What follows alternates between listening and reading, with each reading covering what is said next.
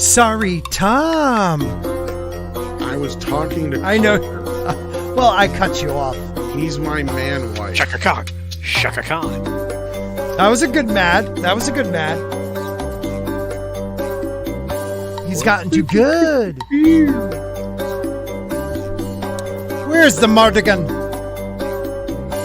He's taking on fire. Chicka chicka chow.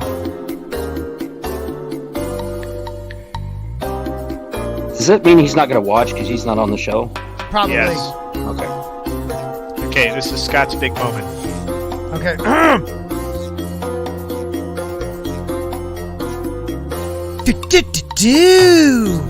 Thank you. You Well overdid it. That's it. Show's over. Tom's a nice guy.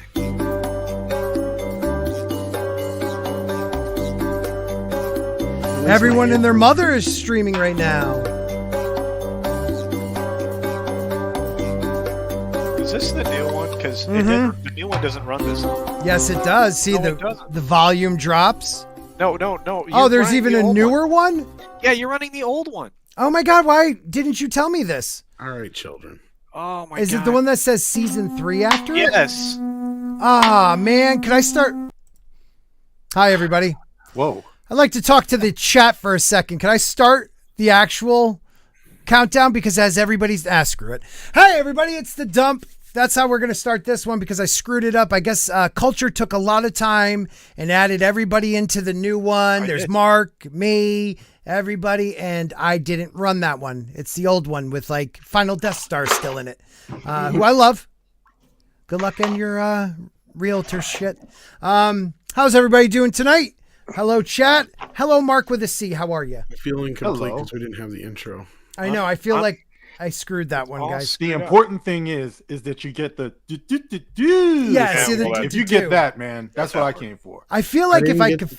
The jam, though. Well, what I hate is I can't fast forward to that. It's another 60 seconds, and then the I dome. got a rumbly in my tummy, bump. It's Saturday and time to dump. Oh. We could Wow, do like, see, Tom had already worked it out. Do you realize what you deprived the audience of? I had that. It's too late. that's what you call a stinger. I love don't know. That's what stingers. I was told it was. It's, They are it's stingers. That's a stinger. It's too late to apologize. I fucked up. Hi, Tom. Hi, Mark. Hi, everybody. Hello. I'm not even introducing anybody because I just screwed it all up. But We have Toxic Man Fluke. Yes. Culture Casino. Mark with a C. yes, How I am you loving doing? this panel. Sporking. Hi, everybody. News. All we need is a Jane, and this panel is complete. Culture, how's your trip Brought to going? you by Look. Raid Wait. Shadow Legend. Yeah, wow. Raid Everything's Shadow brought to you by Legends. That's right. Thank you, Tom. We want your beard oil. Oh, wow. That actually works. Have you noticed that? Have you seen my beard lately? Jeremy's Razors. Mm. I like I the new ordered CEO ones. Did you get some? Yeah, I ordered the Founders Kit like right away. Like that commercial dropped, and I was like, "Oh, I'm buying that." You're gonna That so- have money for that. No, I'm gonna shave, dude. You buy 11 billion 4Ks a week. Yeah, 11 that's why I billion. don't have money for that shit. But I did shave today. Oh, well, What is what's the price around? Is it around a Harry's? Is it around like Yeah, I mean your That young startup. man. Yeah, your startup. Your startup you. is gonna run you about 60, and then it's like $18 of every 6 weeks or whatever. oh, every 6 weeks? Okay. All right. Well, I I mean, should if- shave enough to constitute that kind of spending. Well, see, but if I'm shaving my neck, because I like I'm growing the beard, right? But there is no way that like You're not doing the neck beard? no, I'm not a neck beard guy. I'm a Wow, you look like a guy who Is might that be a- mailing freaky letters with powder in it right now, though. Looks like a 1970s Polaroid of Charles Yeah, Manson. can we go back to that? Can we see you one more time? Holy cow, is Jerry It Garcia is. coming Hi, back from the Charlie. dead? Charlie? How's Uncle Charlie? Hey, Uncle Mr. Charlie's Manson. Dark in there. Uncle Charlie's doing just great. why is it so Oh, sounds like him too. Okay. Why is I it so seriously dark in regret Are you saying in that dark now. culture. It's creepy. That's kind of freaky. That is freaky. So, guys, anybody looking forward to when is Obi-Wan coming out? In May, right?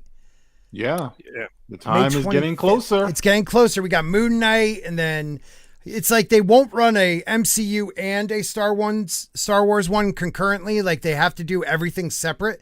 So we'll get Moon Knight at the end of Moon Knight. Maybe there'll be like a week or two, and then we'll hit, our Star Wars, which is Obi-Wan. But we're hearing some weird shit about it. And I'm going to share this. So Obi-Wan Kenobi director, God, I hate this thing. Deborah Chow reveals that Darth Vader won't be quite as fully formed as the Vader shown in A New Hope. Does anyone have... He hasn't gone through puberty yet. Okay. Well, wait a minute. He produced Offspring, so we know He that sounds like... You don't know the power of the dark side. Wait. You don't know. Whoa.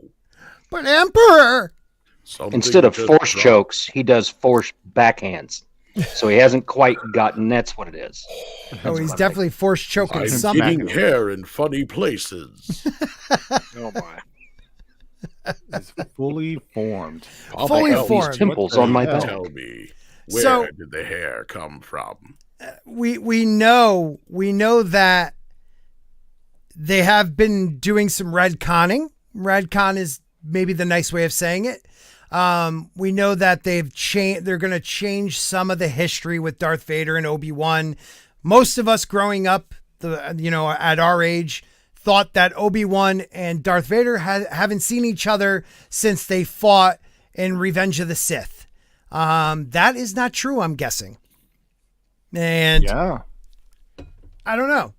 Is there still Anakin? Is that what they're We trying to used say? to get together on weekends from time to time, but we fell apart. Well, I did. Wow. He kind of cut off my arm and my two legs and left me to burn like a barbecue. You don't know how powerful I am. I You love were that the scene. chosen one. Yeah. I got the high ground. I'm just going to read. I'm doing terrible tonight. Alongside. Yes, I am. Alongside. Tom makes everybody look bad, but you weren't helping yourself, I guess. Wow. Wow, Tom. That was a jab at that was a 2-for-1. No. That was Tom makes the rest of us look bad because he's so good. That's what I said. Except for Mark. Oh, I with a took it C, as you who's said he looks got bad. way more knowledge than Oh. any of us, the rest of us. Are you trying to say I have daddy issues? I'm just glad that Tom and Mark slum it with us. It makes my I know. week. No, it makes Tom, my Are you week. trying to say that I substituted Baby, Palpatine for my baby. own father that was never there? Well, when you have like a billion teeny tiny molecule-like fathers Oh boy. in Don't the even get midichlorians, me started on Yeah, it's gotta be midichlorians. Well, I've come to terms with, I was never a prequel hater, but I've come to terms with the prequels were like the Renaissance where there was, or Rome, I would say Rome, where there was science and art, and they knew about midichlorians. And then there was the Dark Ages where they turned it all into a spiritual thing because they didn't understand the science anymore. That's the only way I can get away with the idea of them talking about that in the Your prequel. headcanon sucks. Yeah, I hear that a lot. I had to learn to love the prequels. I mean, I liked them, especially by the time Revenge of the Sith came around. But I was just heartbroken because I wanted sequels at that time. Like when they said they were going to do it, Yeah. I wanted to see the further adventures of Luke, Han, and Leia. So when they announced they were going to do that project, I was like, well, man, it's going to take 10 years. I agree. To do There's like another a trilogy we never got in like 88, 91, 90 or whatever, Yes. 88, 90, and 93 or whatever the hell it would be. Yeah, like it just feels like there was this missing trilogy we never got. Right. Because let's face it, I mean, it was a kick to see them, before we knew they weren't going to get them all together again. Mm-hmm. But, they were all over the hill, like way over the hill. They should have done that sequel when they were still vital, when we still could have seen them doing some stuff, and it looked like it's, convincing that they were doing that stuff. Actually, Right. 87, so- 90, but yeah. Yeah, But I just had to that was accept great. it. I loved Ewan McGregor as Obi-Wan, and, all the lightsaber fights and stuff. So, I learned to love it. Yeah, same here. I think it grew on me after a few years. Like I learned to accept that Anakin would be a whiny bitch. Look, it's basically like a titty twister is not as bad as a nut punch, right? That's basically how you got to look at it. Yeah. I don't know. Some purple nurples really hurt. Well, Let me ask you guys Maybe this. that's where Mace Windu got the purple. Use a phone, lightsaber. use a purple nipple. Let me ask you, do you guys think Hayden Christensen was the wrong choice for Anakin Skywalker at the time? In retrospect, now at the time, I was like, God, I hope it's not Leonardo DiCaprio. Like it was rumored. But at this point, I'm like, I wish they had gotten Leonardo DiCaprio. It would have made more sense. He would have been, and it's part of it is George's fault, right? He's a really shitty acting director. Like you have plenty of people saying that. Carrie Fisher, Mark Hamill, Harrison Ford, like famously got into a fight with him on the set, right? Where he's like, and how much of that between him and Harrison Ford kept us from getting the sequels that we wanted. You could be right, but I think also at that point, Lucas was ready to move on. I mean, look at the era. Like he made Willow and stuff, so it was like I think he was trying to move on from like. Right. That's what I keep trying to remind people. Is like for the longest time, I'm sure George felt like Star Wars is this chained burden around my neck. Oh yeah, it was an albatross, definitely. Creatively, because he really wanted to make tone poem movies like THX 1138. Right. I mean, I remind people, American Graffiti and Star Wars were basically made from a challenge that stemmed off an argument with Francis Ford Coppola, and that his wife had sided with Francis on because he had basically bankrupted Zoetrope Studios and lost them their 3-picture deal with Warner Brothers. So Francis was just livid with him. Really? So what? I didn't know this. Why can't you make something that the people can relate to? Right. And George is like, well, I can make the people react. All you got to do is wring a cat's neck on screen. And Marsha's like, George, you're like a dead fish, though. People can't relate to this. It's cold. It's lifeless. Right. And then Francis is like, yeah, can't you just make like a kid's movie or a comedy? He's like, all right, I'll go show you guys. And then he wrote American Graffiti and Star Wars, which were his comedy and his kids movie. And two of the greatest, two great movies. And it was really just him saying, all right, well, fuck you two. I'll do it, kind of thing. Well, I mean, okay, so first of all, a lot of people in the chat, you're right. Obi-Wan comes out, I think, the 25th of May, and then they moved Miss Marvel now to June, like, they will run concurrently. My bad. First time they'll finally do it. Whatever. They're both going to suck. Yeah, but so the thing about George, too, George seems like he's never had people like skills. He's not a people person.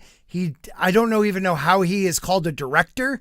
Like he has a vision, but he doesn't give any direction. So like from any footage I've ever seen of him or any interview, they're just like, yeah, he just tell you to go do it. And you just go do it. That's what him and Harrison Ford got in an argument about. He's like, you can't just say this stuff. Like, what's my motivation? What do I mean? Right. Like, that was what Harrison's like, he's like, I don't even know what I'm saying, George. So I don't know how to inflect. And he's like, so what do I say? And George's big whole thing was faster, more intense. And he lost his voice during the making of the first film and nobody noticed. Like, that's how bad it was. Because everybody else was basically directing for him was the rumor. Like, he was just sitting back, just kind of freaking out because he had no idea what to do. And this thing was costing him a fortune, and he had no idea if it was working. Then he thought he had a heart attack, and it was actually a panic attack. Wow. And then when they got back from Tunisia, a year's worth of special effects had to be tossed because they weren't good enough as far as he was concerned. He thought he set up ILM while he was gone, and these guys were just basically a bunch of hippies in a warehouse, right, blowing shit up. And he's like, what the fuck? I can't use any of this shit. And then he had to reshoot a bunch of the movie because he shot a bunch of it with rear screen projection, and he's like, this just ain't working. What? So there's like a whole version of the movie that has like rear screen projection and all these other stuff. Like, yeah, there's a couple different cuts of the film that exist before we even got to the one we got to, which was also saved in the edit, of course. Which I'm sure you've seen that. Was all this money coming from American Graffiti?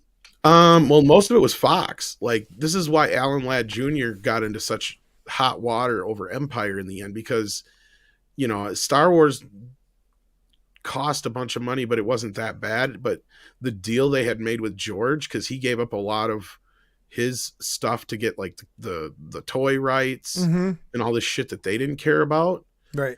So then when it came around with Empire, they were pissed because he had all these things that they wanted. Right. And they blamed Alan for that. Right. And when they renegotiated a deal, because George needed like another $6 or $8 million to finish off Empire. So he made a deal with Fox, and they wanted the toy rights, I think, at the time, or something else. And they couldn't get that. And they were pissed that Alan didn't get him the deal they wanted. And so he ended up walking on it. And he's like, you know what? I brought this kid to this place and I made that first film. If this is the way you guys want to treat me, then I'm out. Fuck you all. That's nuts. It was a big, huge like fiasco over the second film. So the third film, he pretty much made all by himself. Really? He funded that pretty much. By that point, Skywalker Ranch was all up and running and stuff. Okay. Yeah. So unbelievable, man. So we see everything that went into this dream he had of, and I always thought it was a dream of his. It's more of I'll do it because I can, and I'll show you. That's freaking even better, man. I love it. But it became, it's funny because we say it's an albatross, but it also became his kids. You know, it was something he protected. Considering you couldn't have real kids, yeah. Right. That's true. And it was something he protected, and he tweaked. No, that's not fair. Considering he did adopt, I shouldn't say that. Yes. Yeah. But I mean, yeah. But he definitely, he loved it. He hated it. He tweaked it. He messed it up a bit. You know, all the different additions we've had with the different, he loves, his tech way too much. Every time something develops, he wants to change the old movies, but whatever. We knew he loved it and it was his. Now, someone like Deborah Chow, she did a great job. I thought one of the only couple episodes I liked from The Mandalorian season 1 were hers. So out of that whole group of directors, I was glad she was going to do this. But the idea that they're allowing them to change these characters that we have canon for, it pisses me off. I don't know about you guys. It just pisses me off. I mean, the way they massacre directors, it really isn't a matter of like, is she a good director? It's really a matter of, is she allowed to do what it is that she's even wanting to do? You know, most of the directors that come through there, they have to deal with the larger machine to even tell a story. Well, we've heard that with the MCU, right, Mark? We've heard that, they come in thinking they're going to be able to do something. They're like, no. You got to have this scene to this fight. We have it all ready. Now you insert your little things here and there. Yeah, I just knew when Robert Rodriguez came on to the Book of Boba Fett, I thought it was going to be great. How'd that turn out? Well, yeah. It's not because he's not a good director. Huh? I heard he did that so he could get Alita Battle Angel 2 done. That's what I heard. Oh, so it was a little deal. Scratch your back kind of thing. Yep.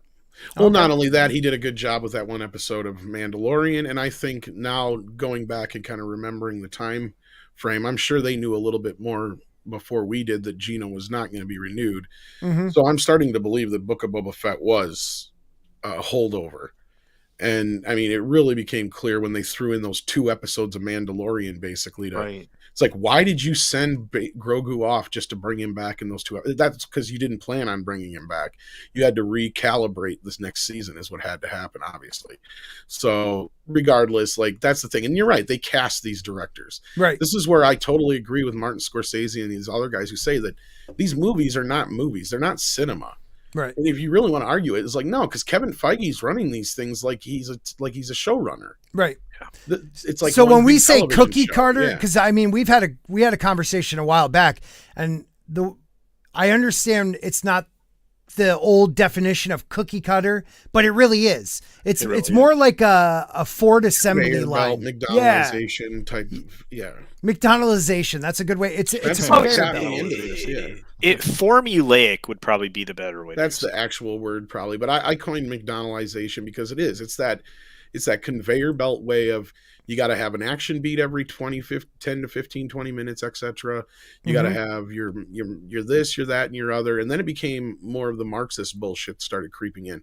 But even prior to that, you had a lot of this going along, whether it was comic book movies, action films, a lot of them across the board, even comedies got formulaic to a point. But they died out even sooner than we thought they would. But a lot of that was killed by the woke. Right. Because name me one good comedy since The Woke.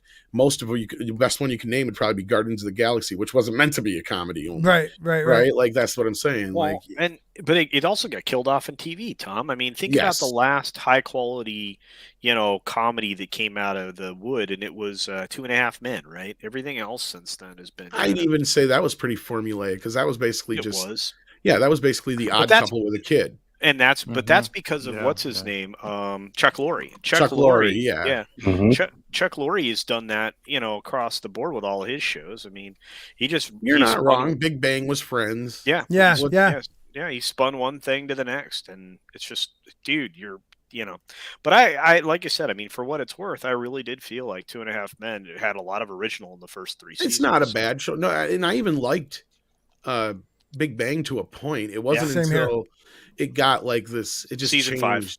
Yeah, around season 5. You're probably it became a joke of itself. Yeah, and it was bad because, and this is a conversation that always takes me back to this. And if you've heard this before, I'm going to say it.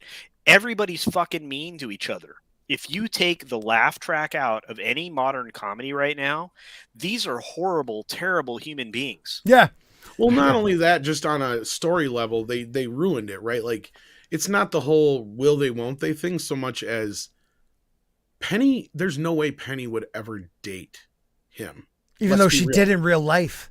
It doesn't matter. Like, the character he's playing. No, I know. Galecki's a totally different guy than the character he's playing.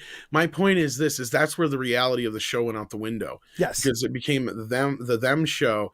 And it's like, there's no way she would do that. The whole reason the show worked was because this chick who was, as far as she was concerned, hanging out with people below her status because she had no fucking choice. Right. And sure, part of the charm is she's starting to learn that they're, adorable and this, that, and the other. But you pushed it way too far to the point where they went and fell in love. Right. They didn't need that. All that shit. Like, sure, you have him having this undying, like, fucking thing for her for the rest of the show, but that's just it. She is on a level where she would not even notice that kind of a thing. Yeah, she would think they're adorable and cute, but let's be real. There's no woman in the real world that, unless she's a nerd too, that is going to give a flying fuck about their feelings. She is going to use them until she's done, and she's going to move on. Like, that's just the way she is. But even let's say she didn't. Let's say they should never have gotten together. That regardless, it should have been like the last thing ever. Yes, exactly. You know what I mean? Like, they got together season 4, 3? Like they should have been very early on, real long. He should have been like beating the shit out of himself every day because she's dating another loser. Like, that was the funny part of the first couple seasons. Yeah, that should have been the whole point. Yeah, if you want to get them together in the last season, that's fine, as long as you know it's the last season. But that's my point, is once you do that to these characters, it takes a whole lot out of the equation, and that's where it ruined it for me, because then they started introducing all these other girl characters who became these stereotypical type of nerd girls outside of Mayim Bialik, who actually is that in real life. That she actually knew how to pull that from herself. Right. But that what's her face, the bubbly one who's playing, like, she is not. That is obnoxious and the voice. Yeah, well, that's an affectation. I mean, she was able to do that affectation and also Howard's mother. She did the mother great. Do you know the girl who plays Penny? I'm blanking on her name right now. Kaylee Cuoco. That's it. Yeah. They had a pilot before they had her with a different chick. And it was like, again, take out the laugh track, she was cruel to them. Like, just the vibe of that girl was like, at least Kaylee had the ability to seem like ditzy, lovable to like dorks while she's using them. The other one just seemed like she was, I don't know. You're not wrong there. I get where you're coming from. And that's the thing, is that's what you had to drag out with the show. And at least with her at first, it worked. Yeah, it really did. It worked. Yeah. And the show there was quite a few of those shows where at first I just wasn't getting into it, because I was like, they're kind of making fun of nerds more than anything. And then there was a couple episodes that really kind of pulled me in, and that was right around the time. So I went back and watched all the earlier seasons, and I got back into it. But then when I caught back up again, I'm just like, what the fuck happened to this show? Right. And the biggest change was those two getting together. Yeah, that's it. And it happened twice. I mean, they actually got together and then they broke them up, and I thought that was a more interesting dynamic. Yep. But again, I mean, at a certain point, I was out because, as Tom said, you get to the point where it's like, this just sucks. And then again, the boss, you know, as smart as she is, she's always pointing out to me, there's nothing redeemable about these people. What season was it that they went all spread out at the end of the season? Oh God, was that season 5 or 6? Around there. I think it was 5 or 6. Because that was the whatever end of that season where they did that. That was where they weren't sure if they were coming back, even though the show was a huge hit. Was that the one when they went to Antarctica? I think so, because like there was this big deal between CBS and WB whether or not they were going to continue the show, because at that point, like, correct me if I'm wrong, I might be reversing this, but the network pays for the show after so many seasons, but the company like Warner Brothers would have paid for the show for the first 5 seasons, delivered it, and then CBS paid them, as opposed to after that, CBS then becomes more responsible for the show. And this is where a lot of shows get canceled. Right. And it's also when the stars were getting paid. That's my point, is it's all renegotiation kicks time. In, all that and that's stuff. my point. And usually this is where this, you know, like I said, a show will get canceled. And like, okay, so I am saying it right then, Culture, because this is a prime example would be Elf. Yep. That show didn't end because it wasn't popular. Nope. It ended because at that point, that was where the original contract ended with, I believe it was either, I don't know if it was Warner Brothers or who had it at the time, but that was producing the show for NBC. That was ABC, wasn't it? It was it might have NBC was on first. No, but I mean, who was making the show? See, that's the other that's problem. The thing. Lionsgate owns it now, so I think it was either like Lorimar or somebody else like that. Oh, no, you're right. I think it was Lorimar. And basically at that point, at that end of that 4th season was where at that 5th season it was up to NBC to pick up the show. And at that point, that's where they renegotiate all the contracts with everybody. That's where everybody gets fucking paid, right? Well, at that point, NBC is like, it ain't doing good enough for us. We're done. You got to remember, they also had Cosby had started hitting big at that point, and a few other shows. Because when Elf first hit on NBC, they didn't have nothing else. It was pre-Cosby.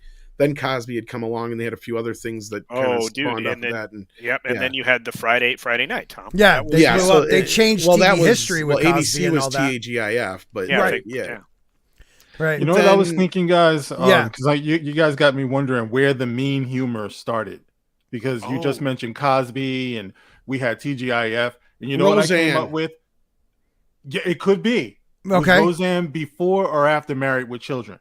Roseanne is right around the same time. I think Married with Children was first, actually. Because remember, I think Married with Children, their original tagline was, "We ain't the Cosbys," or "This is not the Cosby Show," or something like that. Right. You know, Here, Simpsons however, along the same we'll come back to this article because this is good. All in the Family actually worked for me though. No, All in the Family wasn't. They were mean, but they loved each other, and they always had that love at the end. There was a definite political satire thing they were doing with that. You know, right? Like there was a reason why they presented Archie the way they presented. Right, Archie was like, yeah. You're probably right, Mark. Even though those earlier seasons of Married with Children, I would say Peggy and Al are a little bit nicer to each other than they were later on. Like, they were the end horrible. of the show.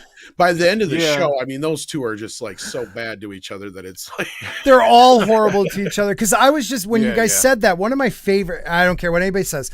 My wife and I loved The King of Queens, but if you take out the laugh track, the way she talks to him and the way he responds, and the way the grandfather, they're terrible. They're terrible to each other. No, like now that I think about it, a lot of those, like Raymond was the next one along the lines that kind of was like that, where it had kind of the mean-spirited comedy. Seinfeld was kind of. I feel like Seinfeld fed into that. Like he was showing the hypocrisy of it. Like none of them had any ethics. They were all just dirtbags. Well, that was kind of the idea of the show, right? It was a show about nothing, but it was really like these stereotypical sitcom characters. Yeah. And they put him egotistical, but they put him in stereotypical sitcom positions and then went about resolving it in a way that a typical sitcom wouldn't. That was one of the elements there. Plus, I mean, there was a certain point where I'm like, I'm done with Larry David humor and stuff like that. Yeah, I hear you on that. I hear you on that. Yeah, Married with Children was definitely, it was Fox's first big hit of like live action sitcom. And actually Married might have been before Roseanne, Mark. I believe it was. Because I think that came out in the fall of 86. Yep. And I don't think Roseanne hit till either the fall of 87 or 88. Because think about it. All of the previous comedies, Mark would probably agree, they were all loving. I mean, they were all good-spirited and and they showed a lot of heart. Well, that's what TGIF was built on, right? The families were I mean, even amazing. Cheers was, they all roasted each other, but but they all roasted each other. Norm really hated his wife. Yeah, Norm hated his wife, but that was the joke, like other than that, the people in the bar, they would treat each other, but when they needed them, they were there. There was that love. They and looked out for each other. Yeah, and sitcoms have gotten me. Changed. Holy Family shit. Ties, all those shows. They were all about Family Ties. I used to love. They were great shows about dealing with, even just, not just a regular standard family, but like, when they would bring in other characters that were other parts of, that became parts of the family in the show and other things like that too. So, you could say Cosby was the last. Growing Pains, right? Yeah, Growing Pains. Growing Pains had a character named Boner, man. Boner. Yeah, they had Boner too. Yeah. Like how the hell, really?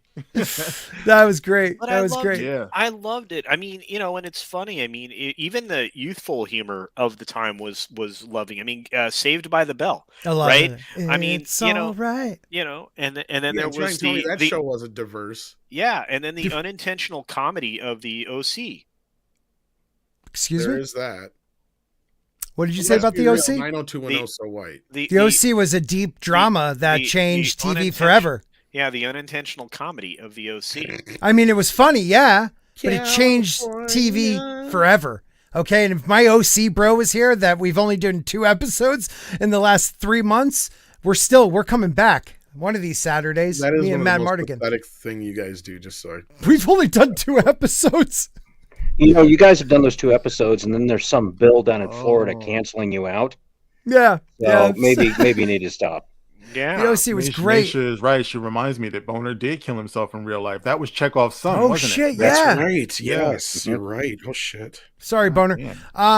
What's funny is we talked about like nerd culture coming to the normies, and it's the Big Bang Theory. A lot of people are like, "Oh, that's the one that did it," but truly, it was the OC. It was the OC. It was one character, Seth, who was the biggest nerd, but he was like a heartthrob, and they were shocked by that in the season. No, rewind. Yep, the OC.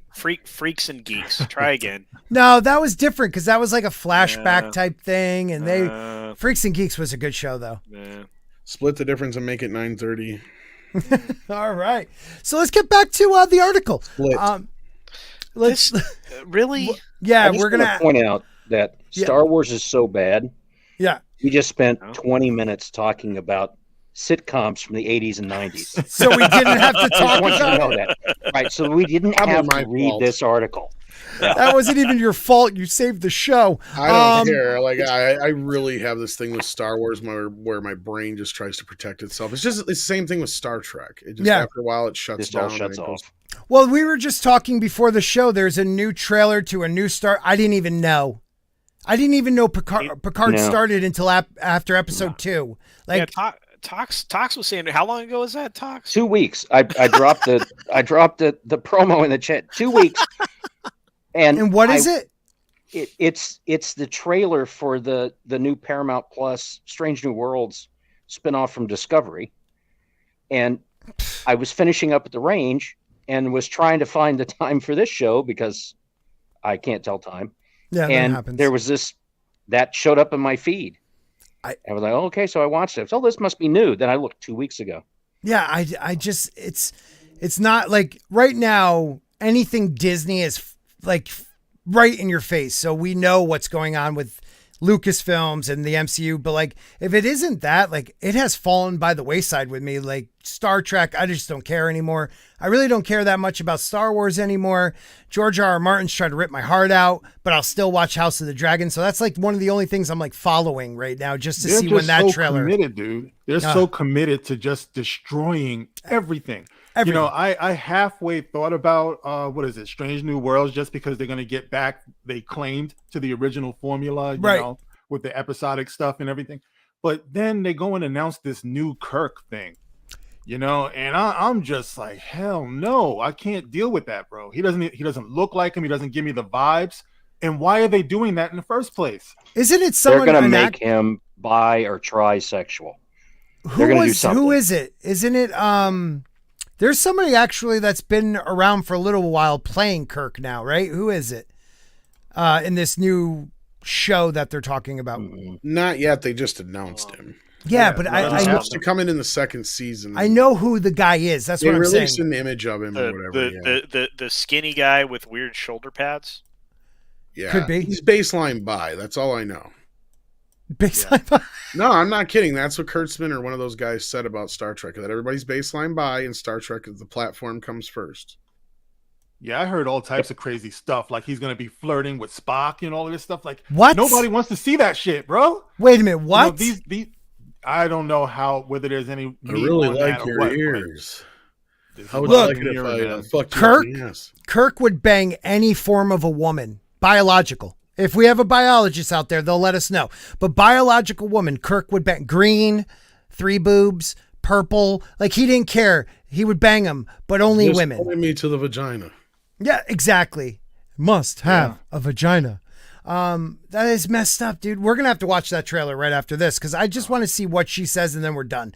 Chow stated, honestly, for me, the starting place was that I really wanted to do something that was character based and character driven because that is the benefit of the limited series is that you have more time to sort of tell a real character story. And so for me, the starting place of character is you just start and you look at, okay, what do we talk about? Yeah, who has been important to him in his life? And it's quite hard to avoid Anakin Vader in this scenario, especially coming out of Revenge of the Sith.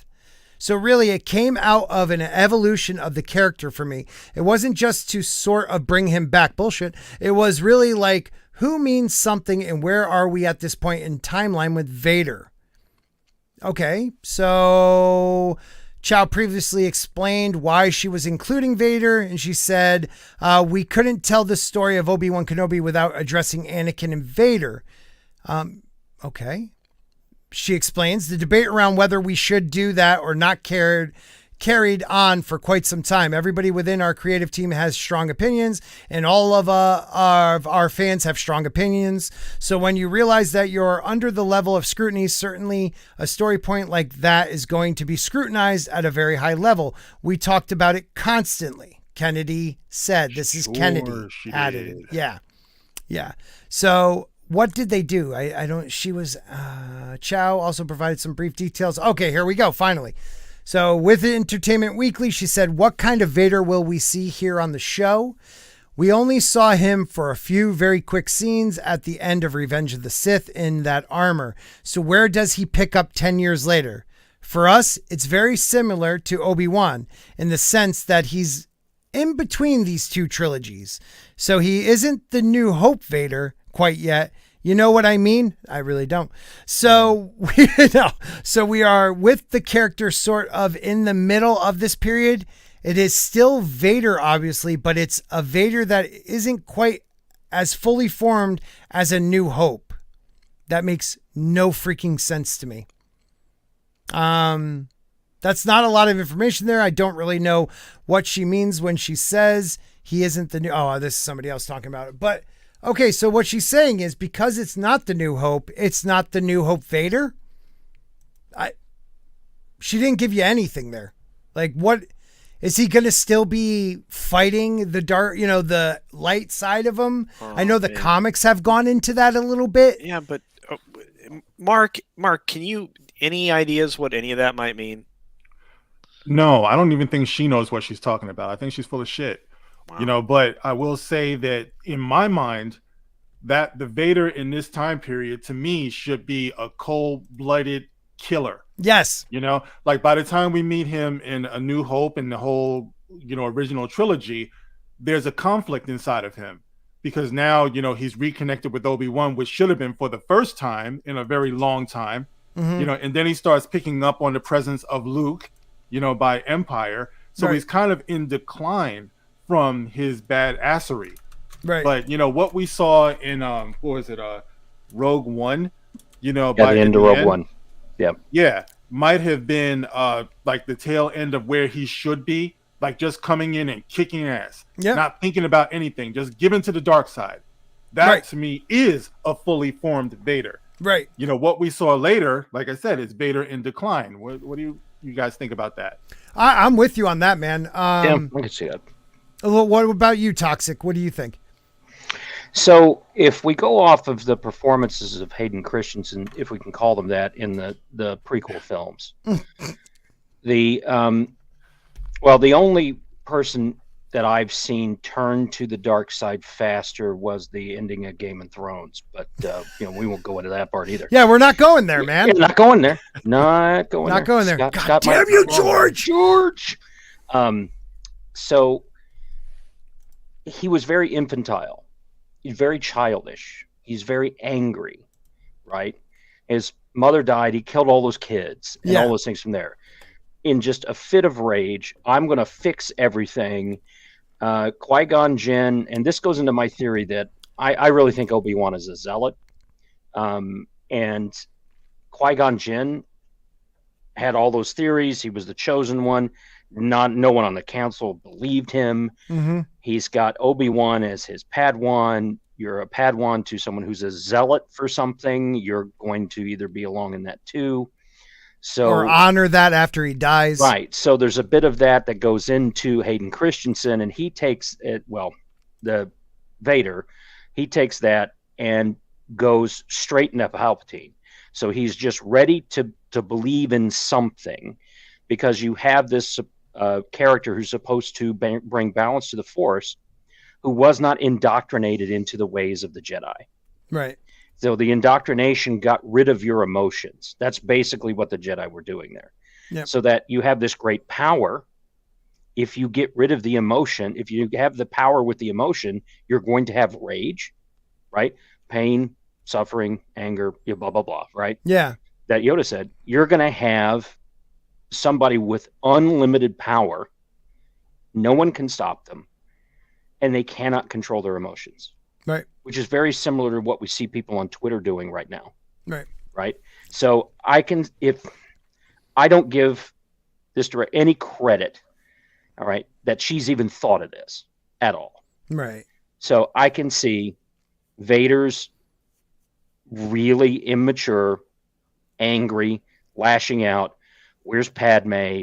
Where's the kid? All this stuff. But the one person he can't beat is the Emperor. So every time he's about to get out of the Emperor's clutches, the Emperor just pop. Yeah, we've seen that in like fan. Yeah, because the Emperor could do the Force lightning. Too. Yeah. Vader can't. Right. Right. So there's things that Vader's not learning from Palpatine. He's not going to tell him all the secrets. You're not going to do that when there's only a couple of them, right? No. As opposed to the Jedi, there are a few that get up to Yoda's level, that know all the things that are out there. They've just been learned over time not to touch that. Right. See, This is my feeling though on Toxic. It's like, it's 10 years. It's not like right after he changed. And first off, Darius Münchausen, the popcorn. Thank you, my brother, for $1.49. He has a channel. Check him out, guys. If we have the link, let's put it in the chat. Who's drunk 3PO? He's just some guy. Okay. He can join if he wants, I guess. But this is what I find really interesting, is that it's 10 years. Okay, so I could see he's not a New Hope yet, Darth Vader, because a New Hope Darth Vader has that rage, but he has it, he can conceal it. He can hold it back. And when he needs to let go of it, he can and use his power. I could see this 10 years later starting to show more self-control, but still being uncontrollable when he lets loose. Well, it depends on what Palpatine has used him for. He went straight to Palpatine in the prequels as a father figure. Right. Right. Mother's dead, all that stuff.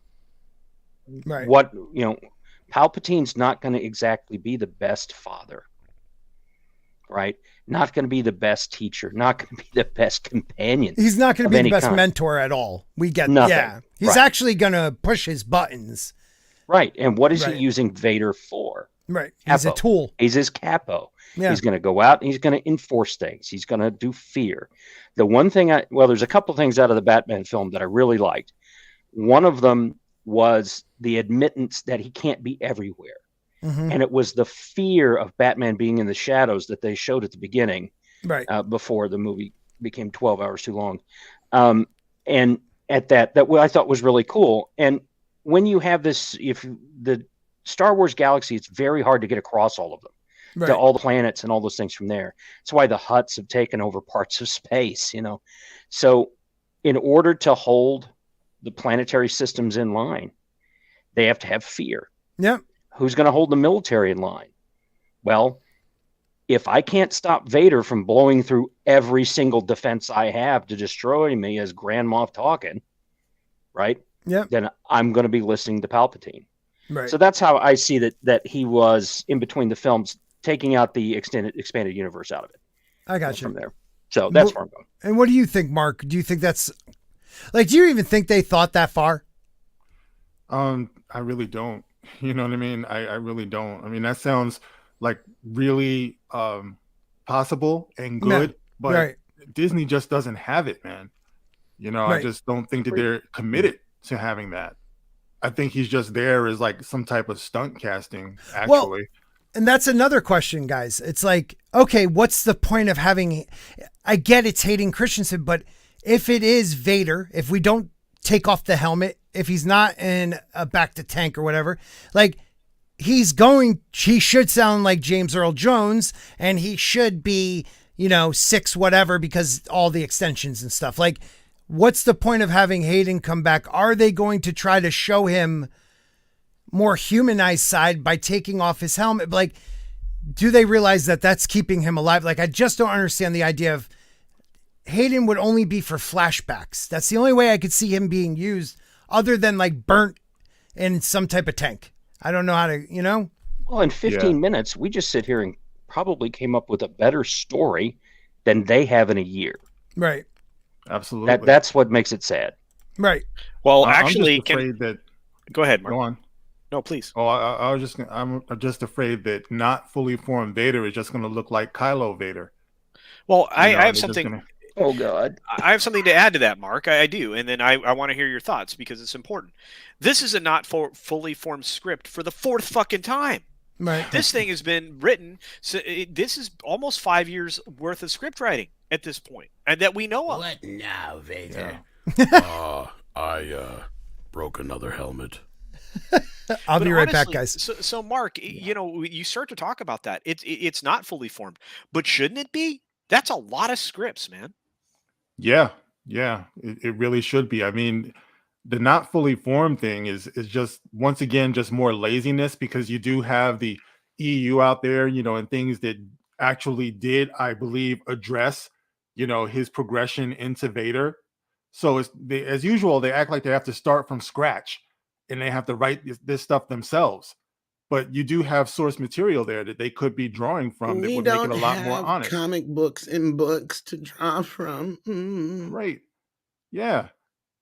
So none of it rings true, man. And I don't think this is going to translate very well. I mean, if you're talking about, the Vader that we see is not going to be fully formed. Well, come on. There's no excuse for that. It's telling me that your script is not fully formed. Right. That's all it's telling me. So they have no idea what they're going to do. And That's what it sounds like to me. we've been hoping for years that they would read what has come before and they would respect that and advance it. And they haven't done that. They can make changes, they can do stuff from there, but they haven't advanced anything. Yeah, and here's the thing, and I agree that Monster Huntress Rune, Deborah Chow, does seem like a creative person, and yes, she would probably think about the details, but Tom is going to tell you, and many other people will tell you, and Mark is going to tell you, that none of these people are actually in charge of the shit. They just aren't. It's run. It's basically show run by the lead executive of whatever studio it is, Right. whether that be Kathleen Kennedy or obviously Kevin Feige. The only person who seems to be immune from that, for the most part, is Jon Favreau. But even then, he's hamstrung by just being in the 4 boxes of Disney as far as the political ideology and everything else, and the enforcement of the replace all good men with females. So, but anyway, that's true. Let me just Kathleen hit these. Kennedy is only selling this with one thing. She's only selling it with one thing, and that's the rematch of the century. Right. That's it. Come for that. Right. Doesn't matter, whatever, details of story. We're just going to get to that. Right. So that's it, man. So tell me this too. Does they're like, well, it never said they didn't meet between A New Hope and Mustafar. But tell me this. Do you think Darth Vader in 10 years after still thinks of himself as the student? Like, he says that in A New Hope. You know, he's no longer the student. He is the master. Do you really think 10 years later he would have thought, oh, I'm still the student? No. They've just changed canon. They don't think about even the lines that are some of the most important lines in Star Wars history. It's maddening. Just maybe. The reason Vader isn't fully formed is he's gone to Mos Eisley to get a sex change. Right. And it's just, we're getting that transition. This is Vader in transition. That's what we're getting. He'll no longer have a large helmet. Boob armor, right? Yep. He'll be about 2 foot shorter. 2 foot shorter. Yeah. And his voice will just go he'll be competing higher. against female sis. Yeah, exactly. I'm kicking I the could now shit be the out women's lacrosse champion. I love to swim. Eric K for $2. He says he is in the middle of killing all the younglings. I mean, he's already killed all the younglings. He's killed every dude. He's a badass at this point. Thank you, Eric K. But I feel like maybe not fully formed could mean he's going to be a Futa model in the future. What? Could be. I think half the chat has no idea what that means. No, I don't think they do. Drunk 3PO for $3. He gave a pair, giving a thumbs up. Thank you, my man. See, Drunk 3PO's right there holding up a spoon. Oh my. So thank you. Oh my. It's only for Mark. He doesn't care about the rest. Katina says, do y'all think Anakin would have turned into Vader if he would have had his children? Little Annie? Yeah, 100%. I mean, he 100%. almost killed the woman that was having his children because of that. His fear was death, other people's deaths.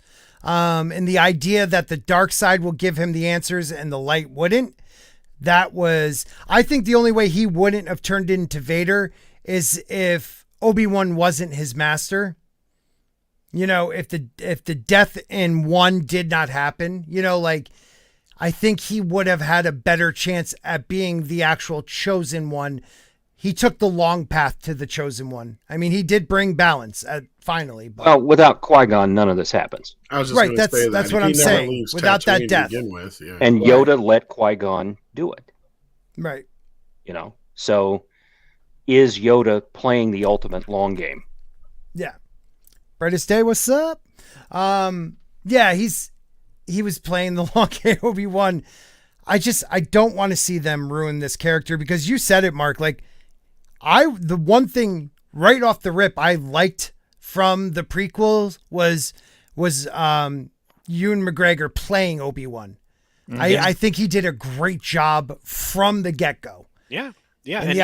So sometimes you could just tell right from the beginning. You know, when I first heard his voice, they'll be coming back for you or something he said. I was like, holy crap, that's him. Right. You know, like when the first time I heard Heath Ledger as the Joker, you know, I heard the voice and the laugh. Remember in the very first teaser, they didn't even show him. All you heard was the voice and the laugh. Right. And I was like, oh my God, you know? Right. So sometimes it can really get you. And that's what I got from Ewan McGregor, man. I loved it. Yeah, so wait a minute, you're not saying this Batman? God. Oh my God. That is just disturbing. I'm like, you know, that shit, that is like, I wrote on Twitter that's actually Two-Face if he was One-Face. Right. You know, basically that's what that is. The grotesqueness and everything. That shouldn't be the Joker. No. That should be Two-Face. You know, he's all traumatized, but no. No, and we could talk about this too. Like the director talks about he was born this way. Like this is a different like he's Lady Gaga. Yeah, like Lady Gaga. And he yes, that's it. He was born this way. Oh man, did you see the pictures of Lady Gaga with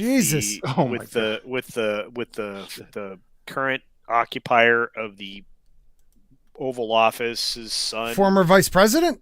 Yeah, in naked in the hotel doing coke with probably a lifeless body of someone on the bed in the background. No, I missed that one. Oh boy. No, I missed that dude. One, Has got to be like Damien the Omen. That dude is like evil. He's terrible. Like it's just beyond. Like they were like, okay, let's take Heath Ledger's scars and take it up to like 1 billion. Like, we have to go that far. Because Heath Ledger, when I first saw him as the Joker, it wasn't like grotesque. It was like, oh my God, that's actually a little terrifying looking. You know, like that guy could be like, can you imagine bumping into that guy in a dark alley? That's terrifying. This is like, oh my God, I'm just going to beat this dude with a hammer because he scares the shit out of me. He's just grotesque. I don't want to look at that. Like, he looks like he has herpes. I don't know how I got these scars. Yes. Heath Ledger, man. You nailed that, dude. Come on, Raging, get in here. Yeah, that's disturbing. Uncle Charlie has to leave. All right, Uncle Charlie. Like, the greatest evil shit and ugliness should be on the inside. You know what I mean? It's like you don't have to go there with it. Yeah, You know what I mean? Right. It's that, Like the Shallow Hal thing, right? From that film. Yeah. You're right. Like, we Beautiful want Girl to see was the most ugly right. thing. We wanna see Culture what's is on the trying to inside. say he has to leave. Bye, Culture. Bye, everybody. Uncle Charlie says good night. Oh my God, that's disturbing. I'm clipping that. Yeah. Please clip that. That is a Sporking commercial right there. Later, Culture. Have a great night, man. Love you guys. Everybody in the chat, keep throwing your $2 at these great content creators. That's what I'm going to say. I'll see you later. Marvin Dog, that's so wrong. What Marvin Dog is game? saying, why is Leslie Jones playing the Joker? Oh my God. Oh, that's hard. That is That's fantastic. terrible, bro. Oh Not my wrong, God, though. that's He's not great. wrong. Oh, that's so wrong, dude. Yeah, like, it just blows my mind. That's what they think we need to see to take. Like, is that how the only way they think they can be better than Heath Ledger? Not from the acting, but from like, because that kid's a good actor, but from like the grotesqueness, I don't know. Yeah. Not to mention, people are going to be bringing their kids in to see that. You know what I mean? It's like, why would you want to bring your kids to look at some stuff like that? They'll be scarred for life, man. Yeah. I'm very glad they kept that out of the actual movie because that was messed up. What else do we got to talk about? Are you a Snyderverse guy? I know like a lot of the guys on the Dark Council are. Are you one of them? Well, listen, I do believe that the man has. Did I freeze up or did he? Am I frozen? What? Oh no, Came after Mark. I could hear you, Mark. Okay, you're doing better. Yeah. Okay, I think you're unfrozen. All right, I thought frozen? I don't know if you were or me, but that was a little. What were you saying? Go ahead. Yeah, no, I'm all for the Snyderverse and everything. I can't help but poke fun at Fatal and Abu because they're just so like fanatic with it and everything. Like I'm not the biggest Snyder fan. Like I wish that he would lay off on the slow mo and everything the way he does. Yeah. And the Superman is Jesus thing kind of always messed with me a little bit. And like, okay, we get it. Like weird music, like the deep cuts. We don't need all that either. He's Moses, not Jesus. Get it right. Is he Moses? Yes. I know he's something. He's supposed to be the deliverer. I know that, Right. No, But, I mean Zach thinks he's Jesus. That's the problem. Is he's not in the actual story. He's more of a Moses character. Yeah. Well, I've seen the paintings of Zack Snyder as Jesus. Oh, I have too. Yeah, and they're serious about that. So that's That's how I got crazy, kicked out man. of the Collider Facebook group. It's because I refused to say that Zack Snyder was Jesus. Are you serious? And I said that shit's blasphemous, and they got all pissy with me. And I didn't like the way he handled himself on that stream last year. I was just going to bring that up. Yeah, but like I said, I understand people, they love his work. Yeah. And I do believe that that's probably the best thing that DC has had going for a while. So sure, I would love to see, and I really do want to see that solo Batman thing. I want to see Batfleck. I do. Yeah, same here. I would love to see his last one. well, the reason why I said that is it's coming back around because they have the shared leaks of the Green Lantern, the actual filming of that, and they shared the leaks of the behind the scenes of that, and people are saying because the actor showed the pictures of it, it means that the Snyderverse has to be a go because of legal reasons, I guess.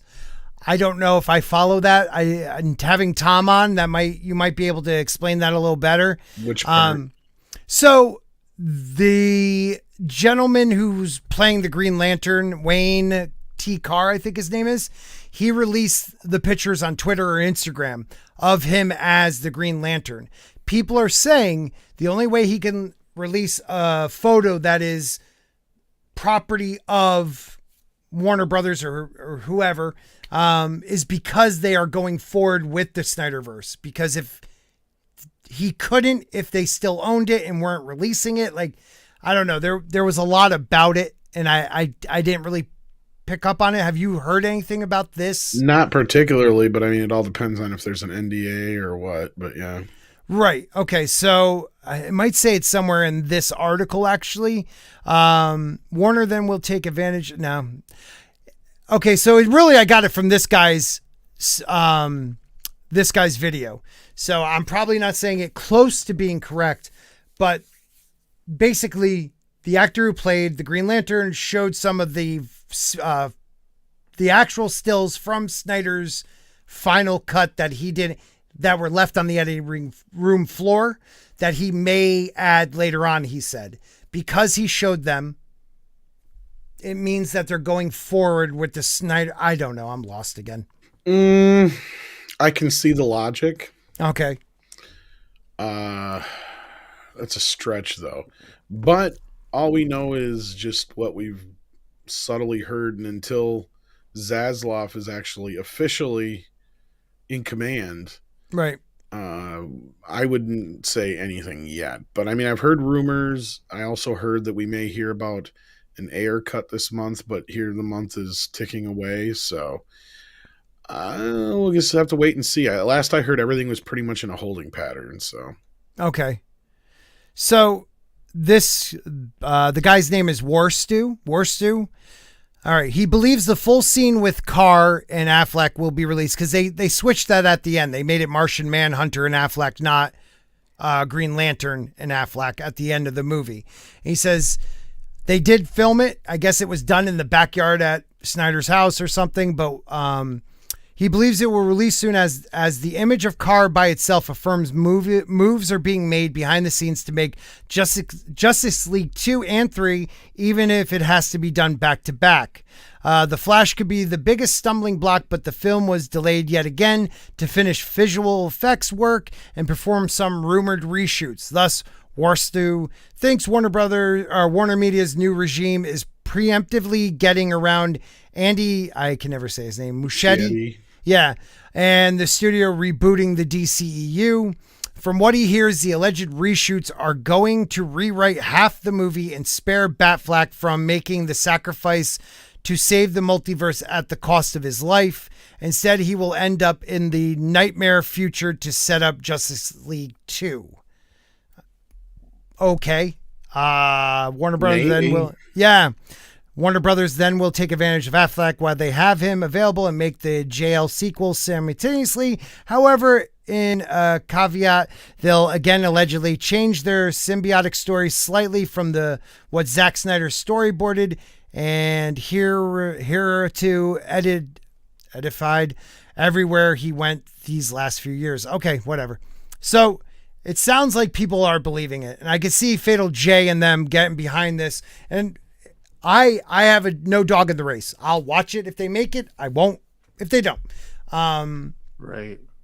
That's the thing. I remember I did a video celebrating the release of the Snyder Cut because, it's a good thing for comic book fans, to see a comic book movie go forward and be successful and the original visionary be able to complete his vision and everything like that. I think it's a great thing. What I don't understand is those who do support that and their undying need to bash the MCU because of it.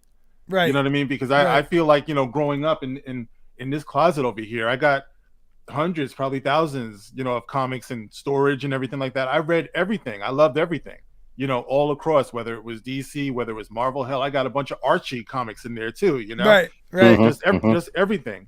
So I love to see the things that we grew up with, be taken seriously and be brought to life. Back when we were reading these things, we never thought we'd see that like in a convincing way. So yeah, that would be great. If they did it the right way, sure. I'm glad you made that point, Mark, because this was something I even talked to like Fatal J about and a few other people about just how the Snyder crowd kind of carries themselves. It's like, you guys do use some of the SJW tactics and stuff like that. You got to be careful because you're also running into situations where, yes, we get it, you love this thing, but don't act like those other people where you're sitting there tearing down the originals and the other ones just to, make yours look better and or shit on people just because they like Marvel or something like that. Like, just little things like that. It's like, just concentrate on your own thing. No, everybody will support you. Right. Yeah. Even people like myself who can't fucking stand the Snyder. Like, I hate Man of Steel. I hate BVS. I don't like either version of the Justice League. The Suicide Squad was okay. The Suicide Squad 2 was okay. And Shazam was okay. Like that's Shazam. Where I'm at. Like, I mean, other than that, Wonder Woman sucked as far as I was concerned. The first one? Oh, the first one. I didn't like the first one either. I liked the one. It falls apart in the third act. I'm sorry. Oh, the last battle sucked. You I'll could give you have that. easily fixed it too. There's one way you could easily fix the whole movie and made it so much better. It's easy. You just make what's his face, the bad guy. I can't remember his Ares? name. Ares, yeah, even though she says take me to Ares like 50 times in the movie. Yeah. All you had to do was make Ares her real father. Then it makes everything make sense. Right. It makes all the reason that why her mom was the way she was, lied to her, made her like hold on to her powers. It also answers why war still exists after she kills Ares, because isn't that the whole point? Is if she kills Ares, that ends war. Then why is there 20 wars after the fact? Well, that's because she's the daughter of Ares, hence she takes the mantle of the goddess of war once he's gone, so she feels guilty throughout history every fucking time there's a war because it's her goddamn fault, hence she tries to get involved with the side that's on the right of it. Man. Right. I do like that. Sense then. It totally fixes everything. You made some sense out of it. I tried to watch that probably about 3 or 4 times, and I think I fell asleep every time. I never tried so hard to watch a movie before in my life. Right. But I could never finish it. Never. See, I fell in love with the beginning of it and the middle. I loved her journey into like the new world. Really good shit in there, yeah. Yeah, and she's beautiful. She's beautiful, and it's not hard to watch her like play that innocent role, like I don't know what's going on type of role. Like, look at her, she's beautiful. But you're right. That last part of the movie was just like, oh, this is terrible. And it also fits with her character as well, because in the comic books, she's a badass. Well, my favorite joke is this. Batman and Superman are sitting around debating over whether or not they should kill somebody while Wonder Woman's just cutting a fucker's head off. Right. Like she ain't got time for that nonsense. She's moving on to the next thing. She's done. She's got more balls than both those boys when it comes to that shit. Well, she's a warrior. Yes, exactly. She's raised as a warrior. My point exactly. Yep. Tom, you're absolutely right. I would have watched that movie. And what did you guys think of Aquaman, the solo? I didn't mind it, but it's not in my I didn't hate it either, so that's why I didn't even bring it up. It's not like there's a whole lot of material for Aquaman if all you ever saw Aquaman from was the cartoons. Right. Aquaman, go tell the fish to get away. That's why I kind of like the boys, the way they treat their like version of Aquaman, the deep. It's kind of like the same thing. Okay, get out, and things from there. But Mark made a point that I really think if you're so much of a zealot for Snyder or for any of these things that you cannot sit down and have an adult discussion about it, you have a problem. Okay. Mm-hmm. And I like Star Trek. I grew up on Star Trek. Star Trek does not run my life. Right. Star Wars doesn't run my life. I love these films. I watch them. I watch all kinds of films. I watch all kinds of films that no one on this panel or even this chat may like. All right. That's the great thing about this. It's what I like. Right. Right. And did I watch the Snyder Cut? Yeah, I watched both of them. Did I get up and walk out in my own house and go somewhere else because I didn't want to watch it anymore? Yeah, it was too long. Right. But that's just me. I can do that. It's when people are so bent on trying to convince me that this is the greatest thing in the world. Not even bent. They're angry that you don't already think so. And that's when they get to the point that they're pissed off at me and think that I'm a bad person because I don't like what they like. Yeah. Then they are just SJWs. Well, there are some out there. There are. I wouldn't say fatal. That's all that they are. No, Like, I wouldn't say that these people Fatal to me is very passionate, and he'll debate the shit out of it. right, with but you. he's not going to sit there and be pissed off that I don't like it. No, he's still your Yeah, boy after he's the an fact. exception to the rule, though. And just to be clear, I said SJW tactics, right? Tactics, like I wouldn't say right. they're necessarily all SJW or anything like that. My point is that the type of tactics they use, they fall into that category. And Jay and a lot of the guys, of course, over on the Dark Council and a few other people we know, they definitely understand that not everybody is going to buy into this. Some people have a different idea of what Superman and Batman are and Wonder Woman and so on. But then I just wanted to address that the bad dad trope thing, because it is true. Yeah, there's this bad dad trope thing in Wonder Woman. If you did that to Wonder, but here's the beauty of that is if you add that layer to it that I just said. Well, first of all, he has to be charming in some way to be able to have gotten with Wonder Woman's mom. Right. So you add that level to him, right? And you he take is away. Aries. Yeah, that's what I'm saying. And plus, war, as bad as it is, and all these things that are attached to it, guess what? Yeah. It's also very enticing. It's very romantic. There's a lot of things about war that men always seem to just gravitate towards, and I don't mean men in general. I just mean man as since the beginning of time. Biological men. Men and women in general. Like in ourselves, there's this inner need. Like once we know there's a fight or something to fight for, we all get involved. We collectively, stand up. It's like there's something in ourselves. It's like so you can make. All they had to do is change Ares into a very charming guy. Yeah. Right. You just make him this situation where he's not necessarily the bad dad trope, but it's like, yeah, war is bad, but guess what? It also builds nations. It got us to where we are right now. Yeah. He's like, war is progress. That's all you had to do is, and she disagrees with him. But then after she kills him, she also understands that now she's taken on that mantle. So what do I do? Well, then there's World War I, World War II, Vietnam, the Korean War, all that stuff that comes up in the next, 100 years of her life before we hit her in 1984. All you had to do then is just say, yeah, I got involved with the wars when I thought that I needed to be there. I didn't get involved in Vietnam because I didn't think either side was right. There's little things like that you could have had in the dialogue that really could have given more to her character and made that whole end of that story mean more. Plus, it gives you some animosity with her mother. Right. She's like, why the hell did you lie to me? Why'd you tell me it was Zeus? But the bad dad trope, I get that because it is everywhere. But when it comes to a god, I don't think I would think of it that way. Like Ares is the god of war. Zeus was a terrible father, but that's mythology. Like they're meant to be terrible fathers to human children or even their own offspring because they're gods. So that trope doesn't fit into it because that's what it is. Like we know that from what is canon of mythology. So I would be fine with it, but I like where you went with that. Ares would be charming as fuck because war is sexy at times. Like the idea of it, they can make it look, I mean, actual war is disgusting and terrible and heartbreaking. No, but those who actually wield it. Right. It's a drug, right? Like, yes. I mean, it gets, and not only that, like I said, you can even he can make that argument about how progress happens, and she'll see that happen. And you could have had her comment on that. And, all the progress that war brought on, as bad as it is, it brings about technology. It brings about, a stronger nation.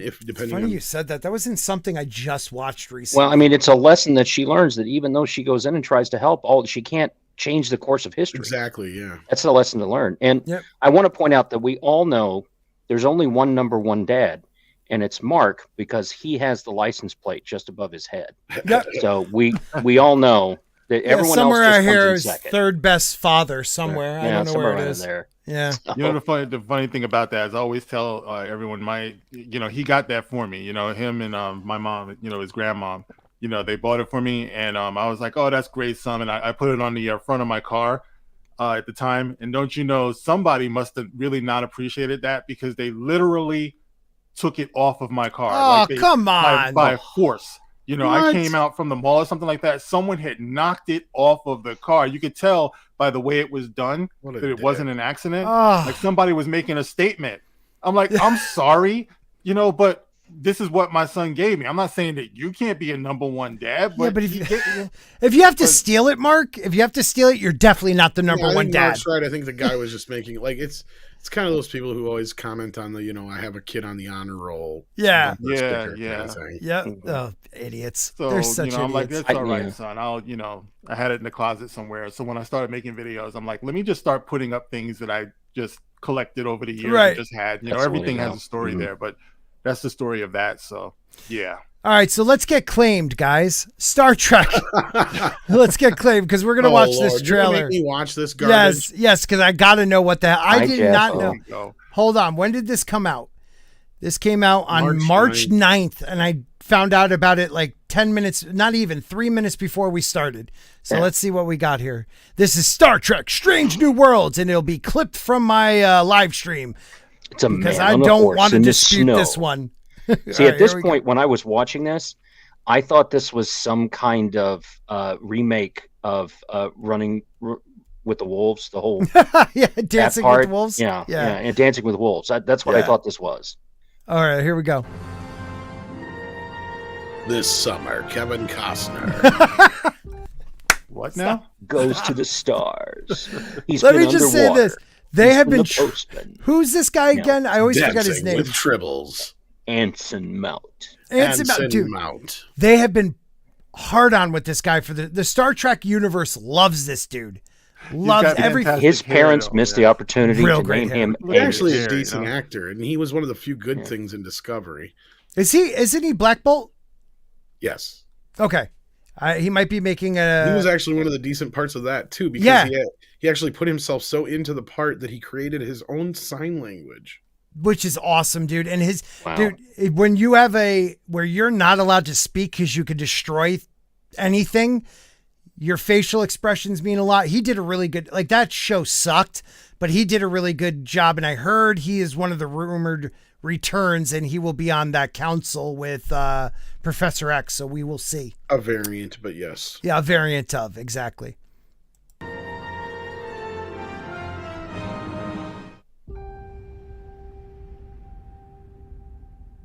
Dances with Tribbles, coming to Paramount Plus. Our sixth name, Paramount Plus. Paramount CB Bubba Plus. I have a Nokia flip phone. My phone makes that noise. Captain Bull Durham. So you know something's going wrong with his life when he's got a beard in the Star Trek world. You Walked know, away from it all. yes, That's the Anson Mount. disillusioned look. that's the Yeah. Anson Mount plays Kevin Costner playing Kurt Russell. playing Chris Pine. Yeah. Oh, No matter how Escape many from stars there are in Starfleet. the sky, That was pretty messed up. no matter how many galaxies swirl Oh, he's stunning though. Look at beyond our own, Okay, nice graphics. yeah. no matter what the mathematical probabilities or the number of times we say, Naked we are not man. alone in the universe. You gotta have a That's naked guy. Spork. Got a streaker. This Our trailer's first nuts. visit from the stars is always the province of children's stories. I already have problems with this trailer. Science fiction. Until one day, That is not correct. Okay, that gave me nothing. Yeah. That was what you call a definite teaser because I don't even know what it teased. Okay. Ship porn. Yeah, I got nothing for that. Porn. That's what it Did was. you say That's SHIT or SHIP? both at the same I'd time. say it's Yeah. more shit porn than it is anything. Yeah, anything. I enjoy being shat on by my favorite franchise. Key, please give me more. Leonard Nimoy Woodland would have been Steamers. 91 today, so that was for him. there It's we go. rolling in his Yeah. fucking Very grave good. after William I have Shatner no- was last week. Yeah, Shatner, Yep. man, God, we don't have many of those legends left. Even like what the someone hell was that? I watched that trailer. we had They yelled at us for climbing on a mountain. Remember? Shatner's 81. His Couldn't hairpiece live is that 65. You guys are climbing a mountain. What the hell is that? It's all I heard for like 3 fucking years. he jumped out of a fucking plane. That dude Those is windmills killed massive. every bird in that area. What the hell? So, are any of you guys old classic Star Trek fans? Like, I started getting into Next Generation recently. That's because of people like Script Doctor and What was others. that? I can't think of names right now. Shit. Oh, the author. He got me into it, and I'm really starting to enjoy it. The horse was the best part. But I know where it ends. It ends with Mikey and all those people and SJW World. You know, like, is there any property right now that is safe? Is there anything I could watch? Nope. No, nothing is sacred. God, that's depressing. Maybe Conan. We're not sure yet. Are they coming out with a new one? Yeah, Netflix has a deal. They're supposed to be doing some stuff. They got some movement. They got a showrunner now, but we'll see how it goes. Yeah. The original Trek was awesome. I always watched that with my parents. You know, they used to watch it, you know, when I was growing up and stuff, the old repeats. And yeah, I got hooked, you know, definitely. I mean, it was cheesy. I mean, it was the time and everything. You know, you always knew that it wasn't William Shatner doing the stunts. You always saw when the stunt man came in and all the practical effects and stuff. But it really did spark your imagination. Right. I So could never that's get what my I talked hair about right. before. I had the world's greatest hair. And he always managed to rip his shirt, right, in a very strategic Well, way. You did that where for the ladies. Yeah. Yeah, it always was like a cross, you know, enough chest hair and stuff and a little bit of the cut. Yeah, Those he was possibly little short blood. mini skirts with the boots, man. Oh my gosh. God. With the uniforms. Oh, those were my idea. Ahura just had her whole ass hanging out, bro. It meant so much to me back in the day. You know what I mean? I'm just saying. Sexy. I I mean, did. it really was. It was that 60s vibe. It was women looking like women, but still being strong and powerful and able to do their job and crush it in the new frontier, you know, but yet there was no powerful women back then. I am still crushing it. Thank you. Yeah, he is. He is. But like Ahura, you know, people like that, like she broke barriers that now we're saying people are breaking these barriers.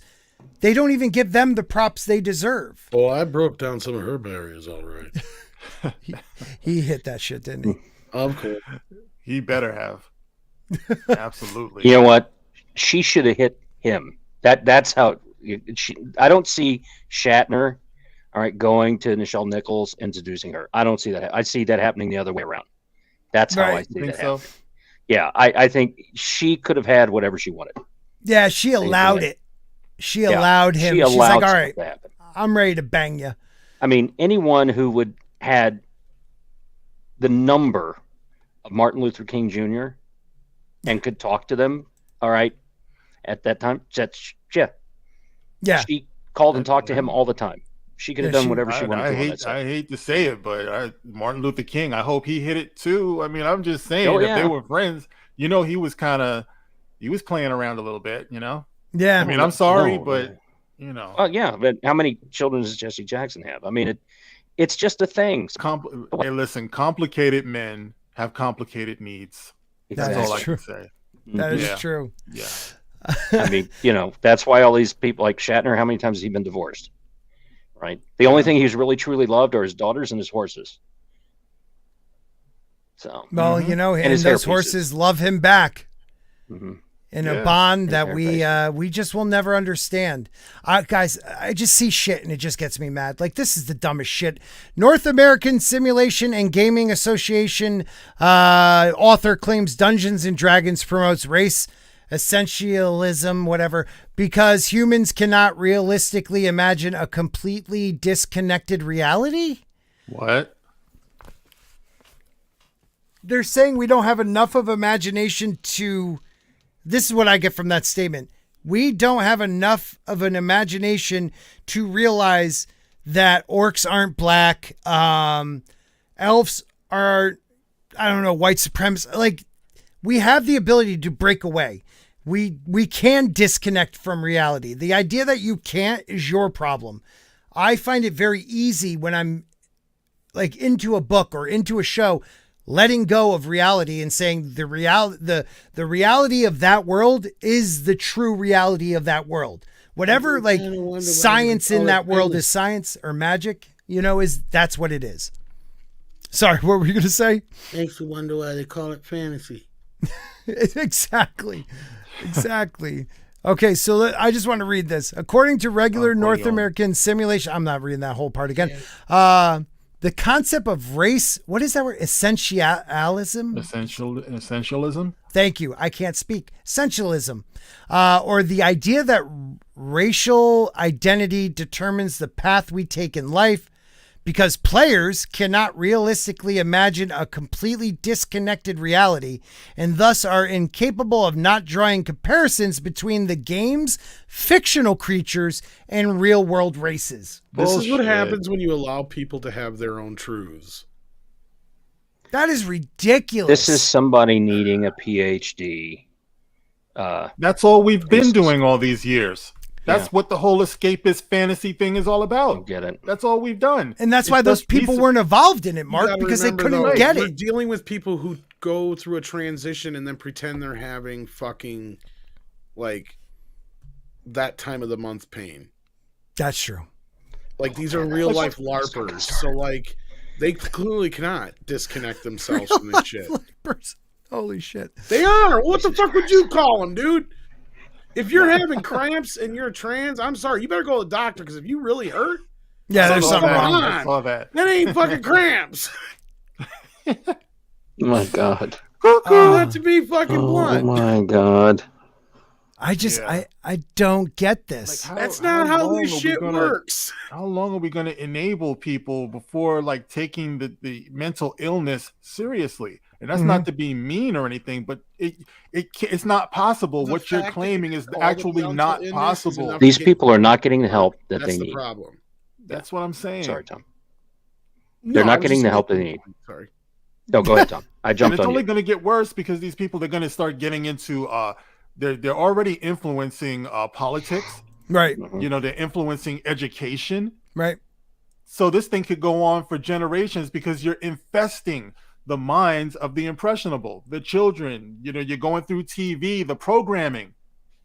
You know, after a while, you just got to say it for what it is. This shit is ridiculous. It's insane. We used to ignore the idiots and get the crazies help. I don't know what the fuck Right. happened, but instead we started listening to the idiots and letting the crazies help us. I don't know what happened. I really don't. Yeah. Right.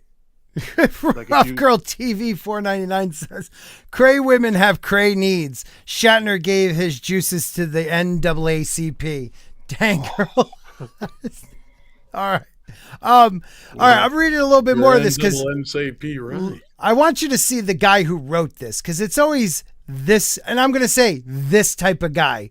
All right. So Whittle, I guess his name is. He's a Penn State University. This was, I guess, that's a all you paper need to know. right there. Yeah. Right. So it says, goddamn thing. Is that So- the little douche hound right there? Right here. This is him. You know, token Oh, white dude with a Lord. beard. Come on. See, okay, so whose work seeks Why to am I empower thinking about pegging right now and Jack Murphy? I don't get it. cuck? It just makes me feel special that he has Black Lives Matter there. Yeah, That's- because he's on my side. He's Right. I love him. That's all I need to know about him. because I need to state that Black Lives Matter, like they do. Yes. Why do you need Yes, to? thank you, You're brother. glad you Thank have him as an ally. Hey, That's Holmes, I'm the with way you, to bro. put it. I'm so Right. down. I Did have you a see black the big friend. finger? These assholes. Uh-huh. Yes. This is the type of guy who says, "I have a black friend." You know That's that guy? because, Mark, you can't Can't make say it that on guy. your own. You haven't been successful at all. Hey, You believe need me, help. believe me, I have met the type. You Yeah. know what I mean? Oh, God. I've met Mem- the type. They're the worst in the world. They are the worst. These sanctimonious pricks. So he says this addresses how players, writers, and dungeon masters can approach and confront racial essentialism. See, I got to go to Mark again. What was that word? Essentialism. Hey, listen, I just spent like my whole last video trying to figure out how to say what was that what's his name from Spider-Man, not Tom Holland, not Tobey Maguire, Andrew Garfield. Oh, Garfield. Yeah. Yeah, what's that word he used? Empathetic imagination. Oh, yeah, yeah. Empathic imagination. Empathic. Yeah, Empathic yeah. That's what it was. imagination. And I Yeah, kept I spent the saying, whole- I kept saying empathetic myself in a video too. So Yeah, I just destroyed the whole video over that, but go on. Yeah. I was So too that busy looking word- at Tobey Maguire's crotch. Yeah, what a dong. It's almost like Drew's. Look at the shadowing. Yeah, it was like, it's not close to foreskin Drew's. shadowing. Right, Yeah, foreskin. that's what it was. Sorry. So he's trying to help people learn to find ways to resist the implicit demands on characters' races in D&D. That's pretty much what it is. So this white dude is trying to teach you all how not to be racist in D&D. You're welcome. So, God damn it, this word again. Racial essentialism is at its core the idea that racial identity determines the path we take in life. Wait, what? Is racial essentialism now the term they're using to replace critical race theory because critical race theory has gotten such bad press? How does it... That's what I'm picking up on. So how does race... I'm sorry, go ahead, Mark. No, so what exactly is his stance here? What is well, it sounds like to me he's saying race and your racial identity, it determines the path we take in life. Like, okay, and the most... Oh, shit. Wait. Racial identity. So now... Can I identify as a half Mexican, quarter black, German, we already have a quarter female black. Trans swimmer now? I am going to go as a half Nubian, 3/8 French, a quarter elf, and a little bit of dwarf, because I am a little short. I just want. Sounds like this stuff should be on a $1 menu or something like that. You know what I mean? Awful. It's like, Do all beef patty, special sauce, lettuce, cheese on a sesame seed bun. Yep. Yes. I'll Pickles, take the lettuce, Caucasian and a side of Mexican. Yes, like, yes. come on, bro. With blue eyes, hold the please. Pickles, hold the lettuce. Special orders don't upset us. You can pick your race at Burger King. I don't know what this guy's what we're talking heading for. about. Well, yeah, that's what it's going for. And everybody has to be special. Well, if everybody's special, nobody's special, right? You know what really matters? My kids give me that number one dad stuff all the time, right? That's what matters. My kids, the people in my immediate part of my life, know that I love them and they respect me and I respect them. That's what matters, right? I don't care who they're married to, the grandkids that I have. I don't care what their skin color is, any of that stuff. They're my grandkids. They're my blood. It's over at that point, right? And golden rule, not this platinum rule stuff where I have to treat you the way you want to be treated by osmosis, that I suddenly can read your mind, right? I respect you, maybe not Scott, but I respect the other people, right? And I want to be treated the same way as that. Just respect. And if I do something stupid, it's out of ignorance. It's not out of malice, right? And I think we've lost that. People say dumb things all the time. I mean, Scott, so people say dumb things all the time. All the time. All the time.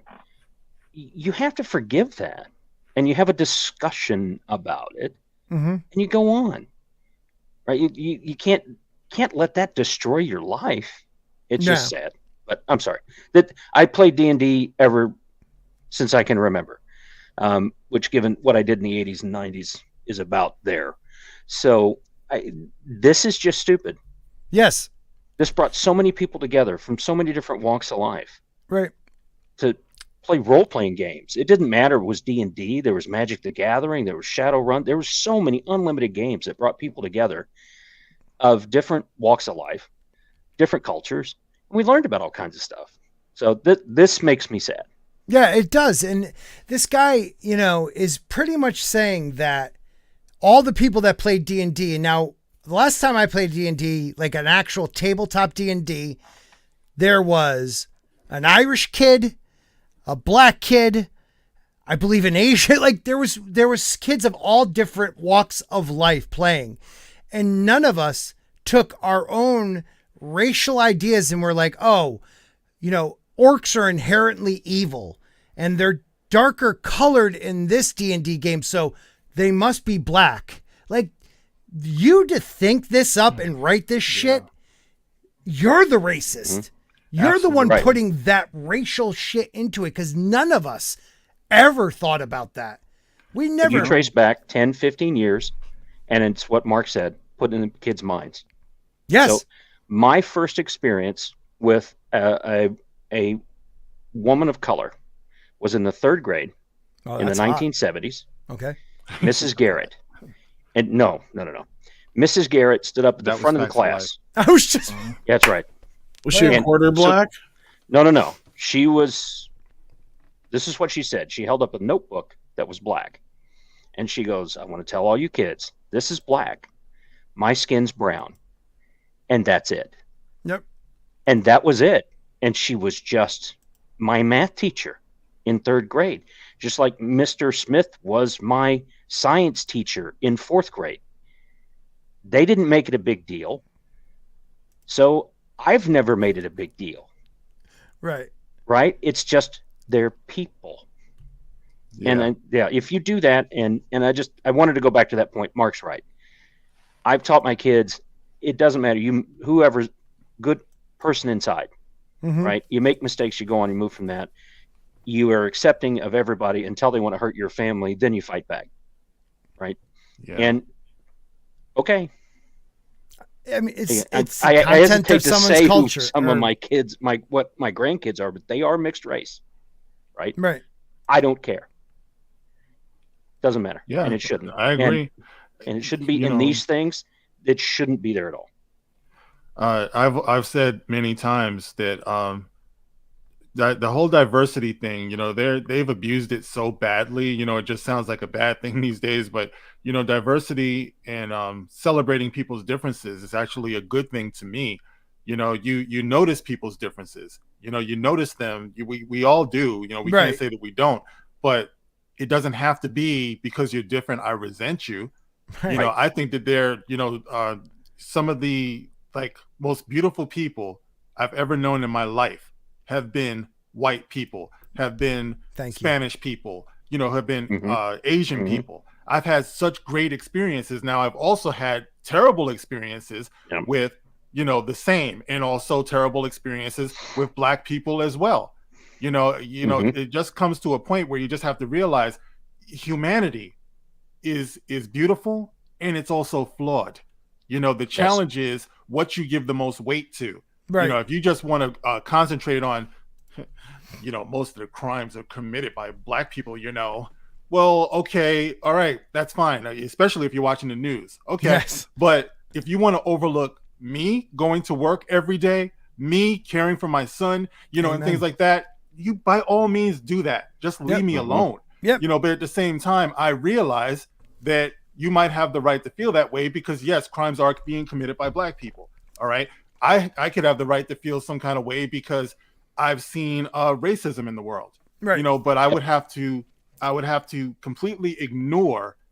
And I did a video. I'm not going to get into it, now, thankfully, mercifully, but some of the greatest acts of humanity I've ever seen have been by some of the white people that I've known in my life.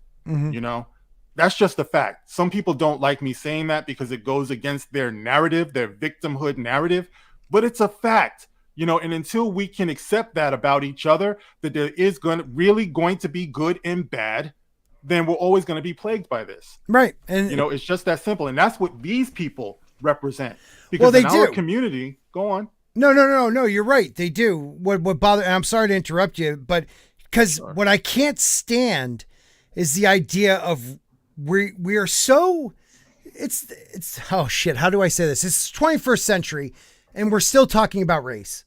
The idea that we have allowed governments for millennia to control the narrative. We have allowed media for the longest time to control the narrative. It's the class system. You are a working dad. I am a working dad. That's all I see. I see you as a good man. I'm hoping you see me as a good man. We work our butts off to support the people we love. That is the working class. Then you have the elites, and the elites control everything. And that is why this narrative gets pumped into our brains so that somewhere deep down, they want me to hate Mark. Why? Why should I hate Mark? Because of the color of his skin? It's character, man. Character. And if you don't look at that as it's a class war, we're never going to get away from race and gender and all this stupid shit they keep pumping our children with and our commercials with and our news with and our movies with, man. I'm so sick of it. Sorry to interrupt you, man, but it blows my mind that we're still talking about 100%. If someone What they hate- that I know wants to have a transition surgery and go through that, I'm going to support them, right? I don't have any problem with that. I don't have any problem with somebody's sexual orientation, all that stuff. It goes back to the golden rule. I want to support them. They're not going to shove it down my throat.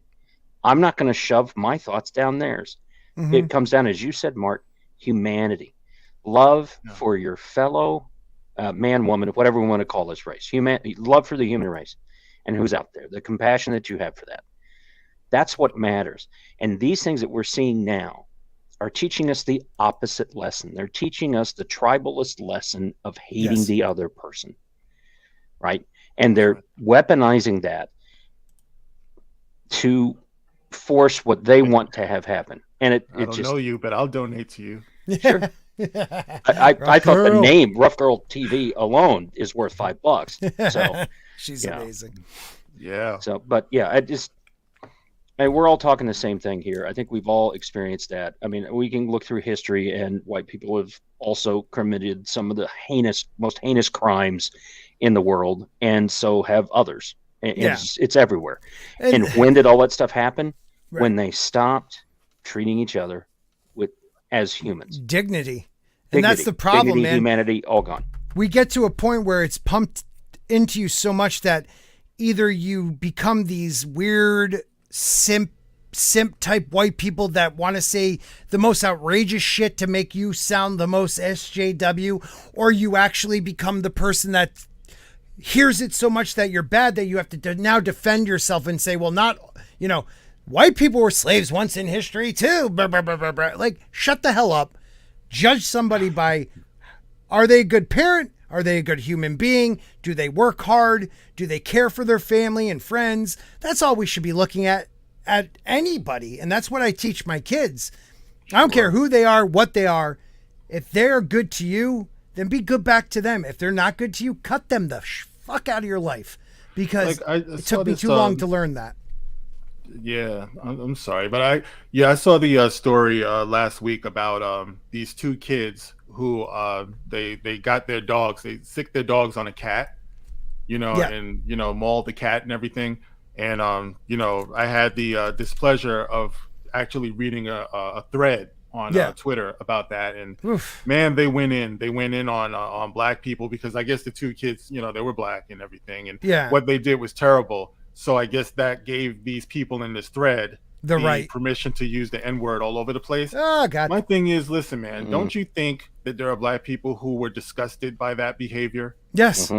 Sometimes it's just as simple as people doing fucked up things. They're doing terrible things. Yep. Now, if the news or whoever, if they want to frame it as black people doing it, then, I guess it's only logical that people are going to have anger towards the black people who are doing it.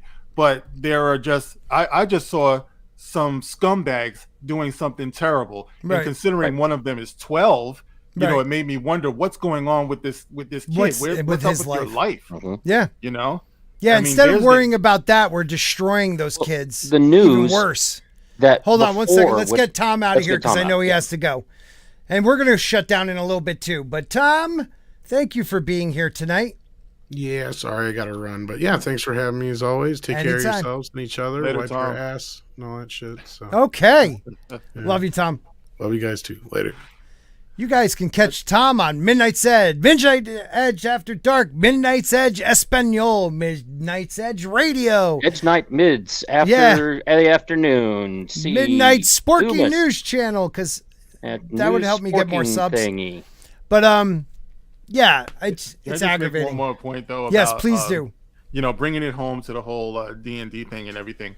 They attack the things that we love. Yep. But you realize just about everything in this fandom that we came up with challenges us to be outside of our reality. Yes. Like with Star Wars, it tells you from the very beginning, a long time ago in a galaxy far, far away, you're not here anymore. Yes. You know what I mean? With Star Trek, to explore strange new worlds, to seek out, to boldly go. They're inviting you away from this. Yeah. Buck Rogers and what was it, the 25th century? Like escapism.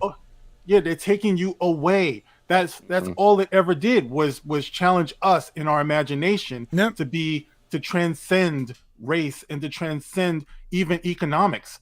Star Trek talked about that too. Yeah. So these people are the ones that continue to want to drag us down. Yes. And they want to, create these lines of separation. Yeah. And they just keep doing it. But it's like I've always said, they're messing with the wrong fandom, because we already took that trip away from this. We already imagined an optimistic future. Yeah. That's the point. Optimism. These things, we had problems, right? In the 60s when Star Trek came out, and there were some crap episodes, all right? But when they came out and all that stuff, and they fought from there, they were giving us hope that everyone across the world came together as one group. That's the message of Star Trek. The Cold War, the race relations, all that stuff was solved. We're past the starving. We're past needing to have money. We're past all that. We've solved all the basic needs, and now we're going out and exploring and learning things. It's such a positive message. Star Wars was a space fantasy of, no matter how bad it looks, we still can win. We can defeat the big bad giant that we're up against. Right. And what they're doing now is saying, look how bad it is. We're never going to fix this. It's a message of hope against a message of despair. And you're never going to win if you're championing the message of despair. You might in the short term, right? But eventually there's going to be a group of patriots, by the way, who had all kinds of colors of skin at the Boston Tea Party, who are going to say, I've had enough. Right. You've pushed us too far. And don't our children deserve that? Don't our children deserve to be optimistic? Don't they deserve to be hopeful? Yeah. But what's going on? We see that our poor kids, they're taking all types of antidepressants. We see that they're having a hard time not offing themselves, thinking about these thoughts of harm. Why are we failing them? Why can't we take this stuff back and give them the hope that they deserve, the hope that God put into their hearts and souls? Yeah. That's what's real. What's artificial is making them feel like bad about themselves and feeling like there's no hope. That's what's bad. Yes. And you know what kids I find? Are taught this stuff. Well, they're not just taught; they see it too, and the idea. Like I love when my kids go outside and they use their imagination. They need to do that more. Kids need to go out and play and just lose themselves in some world they build. They're too used to just being set in front of something. Now it's tablets and iPads and phones, and they're the babysitters that TV used to be for us when we were kids. But we still got kicked out of the house. Get out of the house and go play outside. I'll see you when the lights go off. It's one.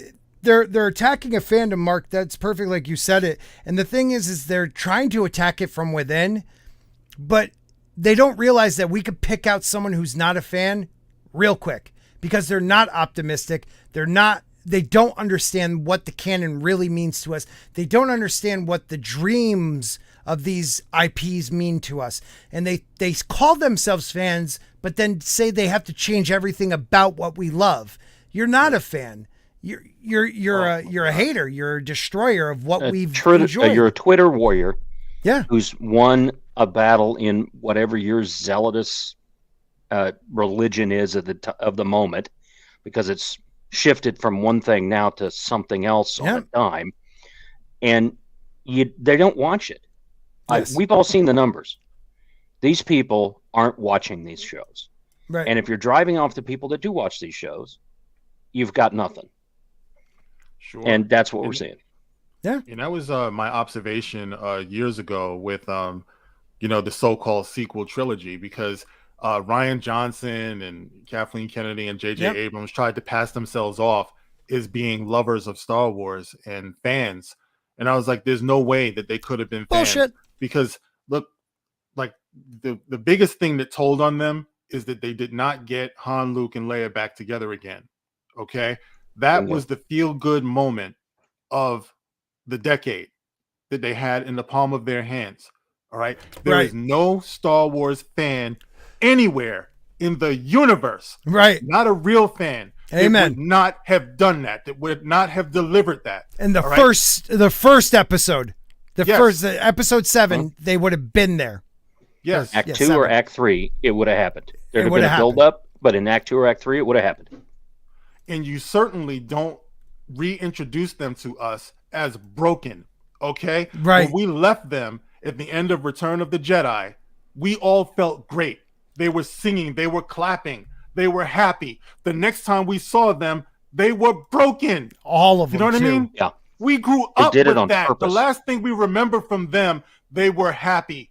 And we grew up with that image. Yes. The next time you give them to us is when they're broken, and then you don't get them back together again. They all die separately, and they all die broken and alone and afraid. Right. There is no fan anywhere who would have done that. Right. Those people were attacking us. All right. That So there one is no thing giving alone. them the benefit of the doubt. And everything they've done since then has been consistent with that attack. Whether it's in Star Trek, Star Wars, anything else you can name. We will never get the love and the respect that we deserve from these people. They are attacking us, and they're attacking our children. Right. That's the main point of those films. Is they missed that. They didn't get them. They didn't Right. get the fandom. They didn't get people who are even normie fans of Star Wars. They didn't get that. Right. All right. And that's where we are. That one fact that Mark just talked about, that shows the Emperor has no clothes. Right. That the whole thing right there. And Right. that's why we all checked out of it. Yep. We saw it because it was a train wreck. That's why we went to go see them. There was hope that maybe it would get better. There was hope that maybe something would happen. All right. But they killed Han Solo at the end of the first one. Oh my God. Okay. As good as seeing Luke come back at the end of The Mandalorian felt, having Han get killed by Kylo was 10 times the opposite of that. Yeah. Because you're not coming back from that. Right. And then Carrie Fisher dies in real life, Oh, God, and there's that was not any terrible. way to have any kind of flashback. Right. No closure, no nothing, none of that. The optimism of Star Wars, the idea that good will beat evil in the end, was gone in those. I don't even care that they beat the Emperor in the end. It still felt like the dark side won somehow. It did, like a Palpatine became a Skywalker by taking their name. That just right there tells you something. Like, I know Rey's the good, the almighty, the Mary Sue, if you want to, go that route too. But she was a Palpatine, and she appropriates the Skywalker name. Dude, right there, that tells you everything about that series. that whole third act disgusted me. Oh. Like, I remember thinking to myself, I mean, I didn't see it in the movies. I refuse, but what did they do? I think they destroyed Darth Vader's helmet. Like, they completely destroyed it. Right. They buried the lightsabers. She took the last name. Just everything just felt like a big F you to George Lucas. Like, everything in that last third act, it was so symbolic. Well, I mean, weren't they saying, Mark, like this is the end of the Skywalker saga? That's how they marketed that last one. Like, you're telling me one of the greatest sagas ever with the EU giving us their kids and so on and so forth. You're going to stop it there with Rey burying some lightsabers and taking the Skywalker name? Like, no, thank you. Like, give me an offshoot multiverse thing where we get Luke being Luke and him meeting Mara Jade and having children, and give me the universe that the EU created, because that's what I want. I thought we were going to kind of see. At least she only buried those lightsabers a few inches under shifting sand. Right. So they would have been picked up by some kids or some Jawas. Yeah. Right. And with her power, though, it could have gone to the middle of the earth, the core, and just been destroyed. Oh, that's right. I forgot about that. Yeah, she's pretty damn powerful. Of course, all of the Jedi live in her. Yes, I mean, that's true. Insane. That is so insane. What a slap in the face. I thought midichlorians was bad. Yeah, that whole thing with the clones, all that stuff was. I mean, even having Hayden Christensen come back, and voicing one of the voices she hears, pretty much telling her to fix what he didn't and become the chosen one. Like, what are you doing? And there's so much. That just shows so much with that I can get angry how vapid J.J. Abrams really is. Right. Right? Yeah. He didn't give a crap about Star Wars. It was just a means to the end. He's been doing the same thing in every single film he's ever done. Right. And they came back to him because there's nobody else there. Right. Right? His wife started the Me Too movement. That's why he's got all this stuff. They've got dirt on everybody. Right. And they can't do anything else except, oh, JJ, please come and save us. And he threw out a load of crap. It sucks, man. Space horses. Now, I just want to say, you know, I just saw what you wrote there, the Time Prophet. I don't know if the EU is about explaining the movie. Like, I get what you're saying, because a lot of those novelizations that they came up with since Rise of Palpatine, they were like a really bad attempt to explain a bad movie. Yes. But the EU is more of the further adventures. You know, it's right. You know, it's going extended. more into the extended universe is not really made to make you understand the movie. No. So, and I haven't read them, but that's been my understanding of that. Oh, it's definitely that. I mean, it's stories after episode 6. There's stories of what happens with Luke afterwards. It's not about what happens to him between Empire and, Return of the Jedi. There might be books like that, but like the beloved ones are ones that happen, maybe in between the 3rd and 4th movie, but they open up the universe to be more diverse and more full and beautiful. Well, I think where the Time Prophet's going, and he can correct me if I'm wrong in the chat, is JJ is the one that kind of brought in these comics having to explain the story before and after and in between. Yeah. Kind of stuff, because we're, it's some kind of effed up way of doing cross marketing or extending stuff and things from there. Because I remember after Star Wars in '77, I had all the comics and I didn't bag and board them like an idiot. The ones that are like were $10,000 now. Like, yeah, you know what I did? I read them. Right. You know what I did with all the original? Me too. Yeah, I did the same. I had the original Snaggletooth, the one that some kid choked on and died. I had one of those, and I had the. So when the figures came out, okay, they weren't expecting Star Wars to do this, and that's right. Lucas have the merchandising stuff. That's why he was a genius. Well, yeah, he was pissed off. I don't think he was a genius. Number one, I don't think that he had the entire set of story figured out in his head. I think he was forced to do it, and he came up with a story. I don't think he came up with 100% of it, and but he was angry and said, okay, well, if you're going to make me do this, I get all the merchandising rights or something. I think he did it out of spite, but still genius. I don't know, whatever. So he's a spiteful genius. But right after that, they had the Christmas special, which forever may it rest in peace. And the comic books came out. Lando Calrissian was a redheaded guy in those comics, right? When they first came out with the figurine, Snaggletooth was a very small figurine, and there were a couple of kids that swallowed and choked to death on him. Jesus. And I had the Boba Fett where there was a thing in his back that shot out, right? And a couple of kids got those stuck in his eye. Yeah, right. And then I had a couple of Y-wings, die-cast Y-wings that dropped little bombs that they later had to glue in because kids were swallowing that crap. God, we were able to kill ourselves so much easier. Yeah, we were so dumb. Lawn darts. Yeah. I had lawn darts. Oh, I had lawn. We used to throw them up and run to see if who might not get hit. We used to do the arrows. I don't know how it happened, but they came out with those, and you made up your own stories about it. Right? Yeah. I had the Millennium Falcon. I had the other characters, and I made up my own stories about what they did. The comic books were great because it was trying to help me hold on to that feeling, right, of having the movie. Right. They didn't use almost any of that in Empire Strikes Back, right? Right. But yeah, Lando was a redhead. Well, don't forget the EU saved, like, when the movies were over, the first 3, it was the EU that kept Star Wars alive, kept people involved, kept the community. Went in the mind's eye. Right. And I was not, came out after that. Right. I was not an EU reader, but people like Raging and Stig Kenobi and OG and my sister has 2 other Christmas trees all right, that are filled. She has 3 Christmas tree total. She has 2 that are filled up with nothing but Star Wars Hallmark ornaments.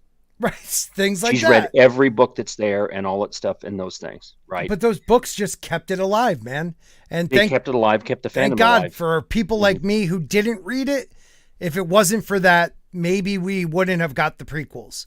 You know, like, and then because of people like Raging and them talking about it, I've bought the books. I haven't had time because, you know, life is life, but I want to read some of them, and I want to dive into this rich history that hasn't been tainted, you know, by what Kennedy and her minions have done.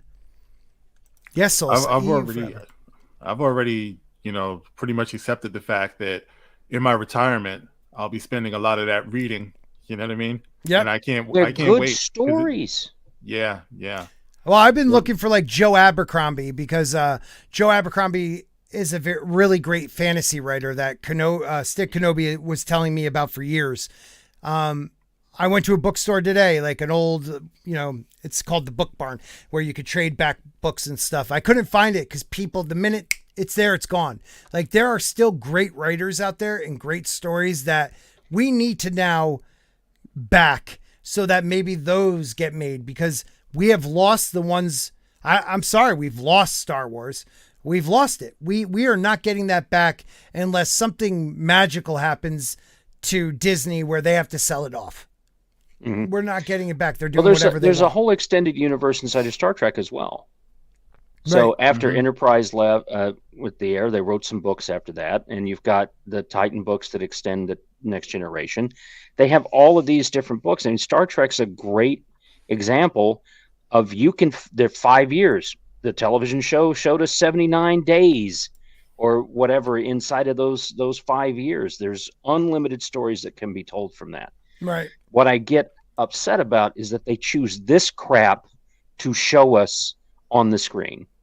Right. Of all the unlimited stories out there, why did you come up with this? Oh, because as JJ said, it's a platform for him to get out his message to people.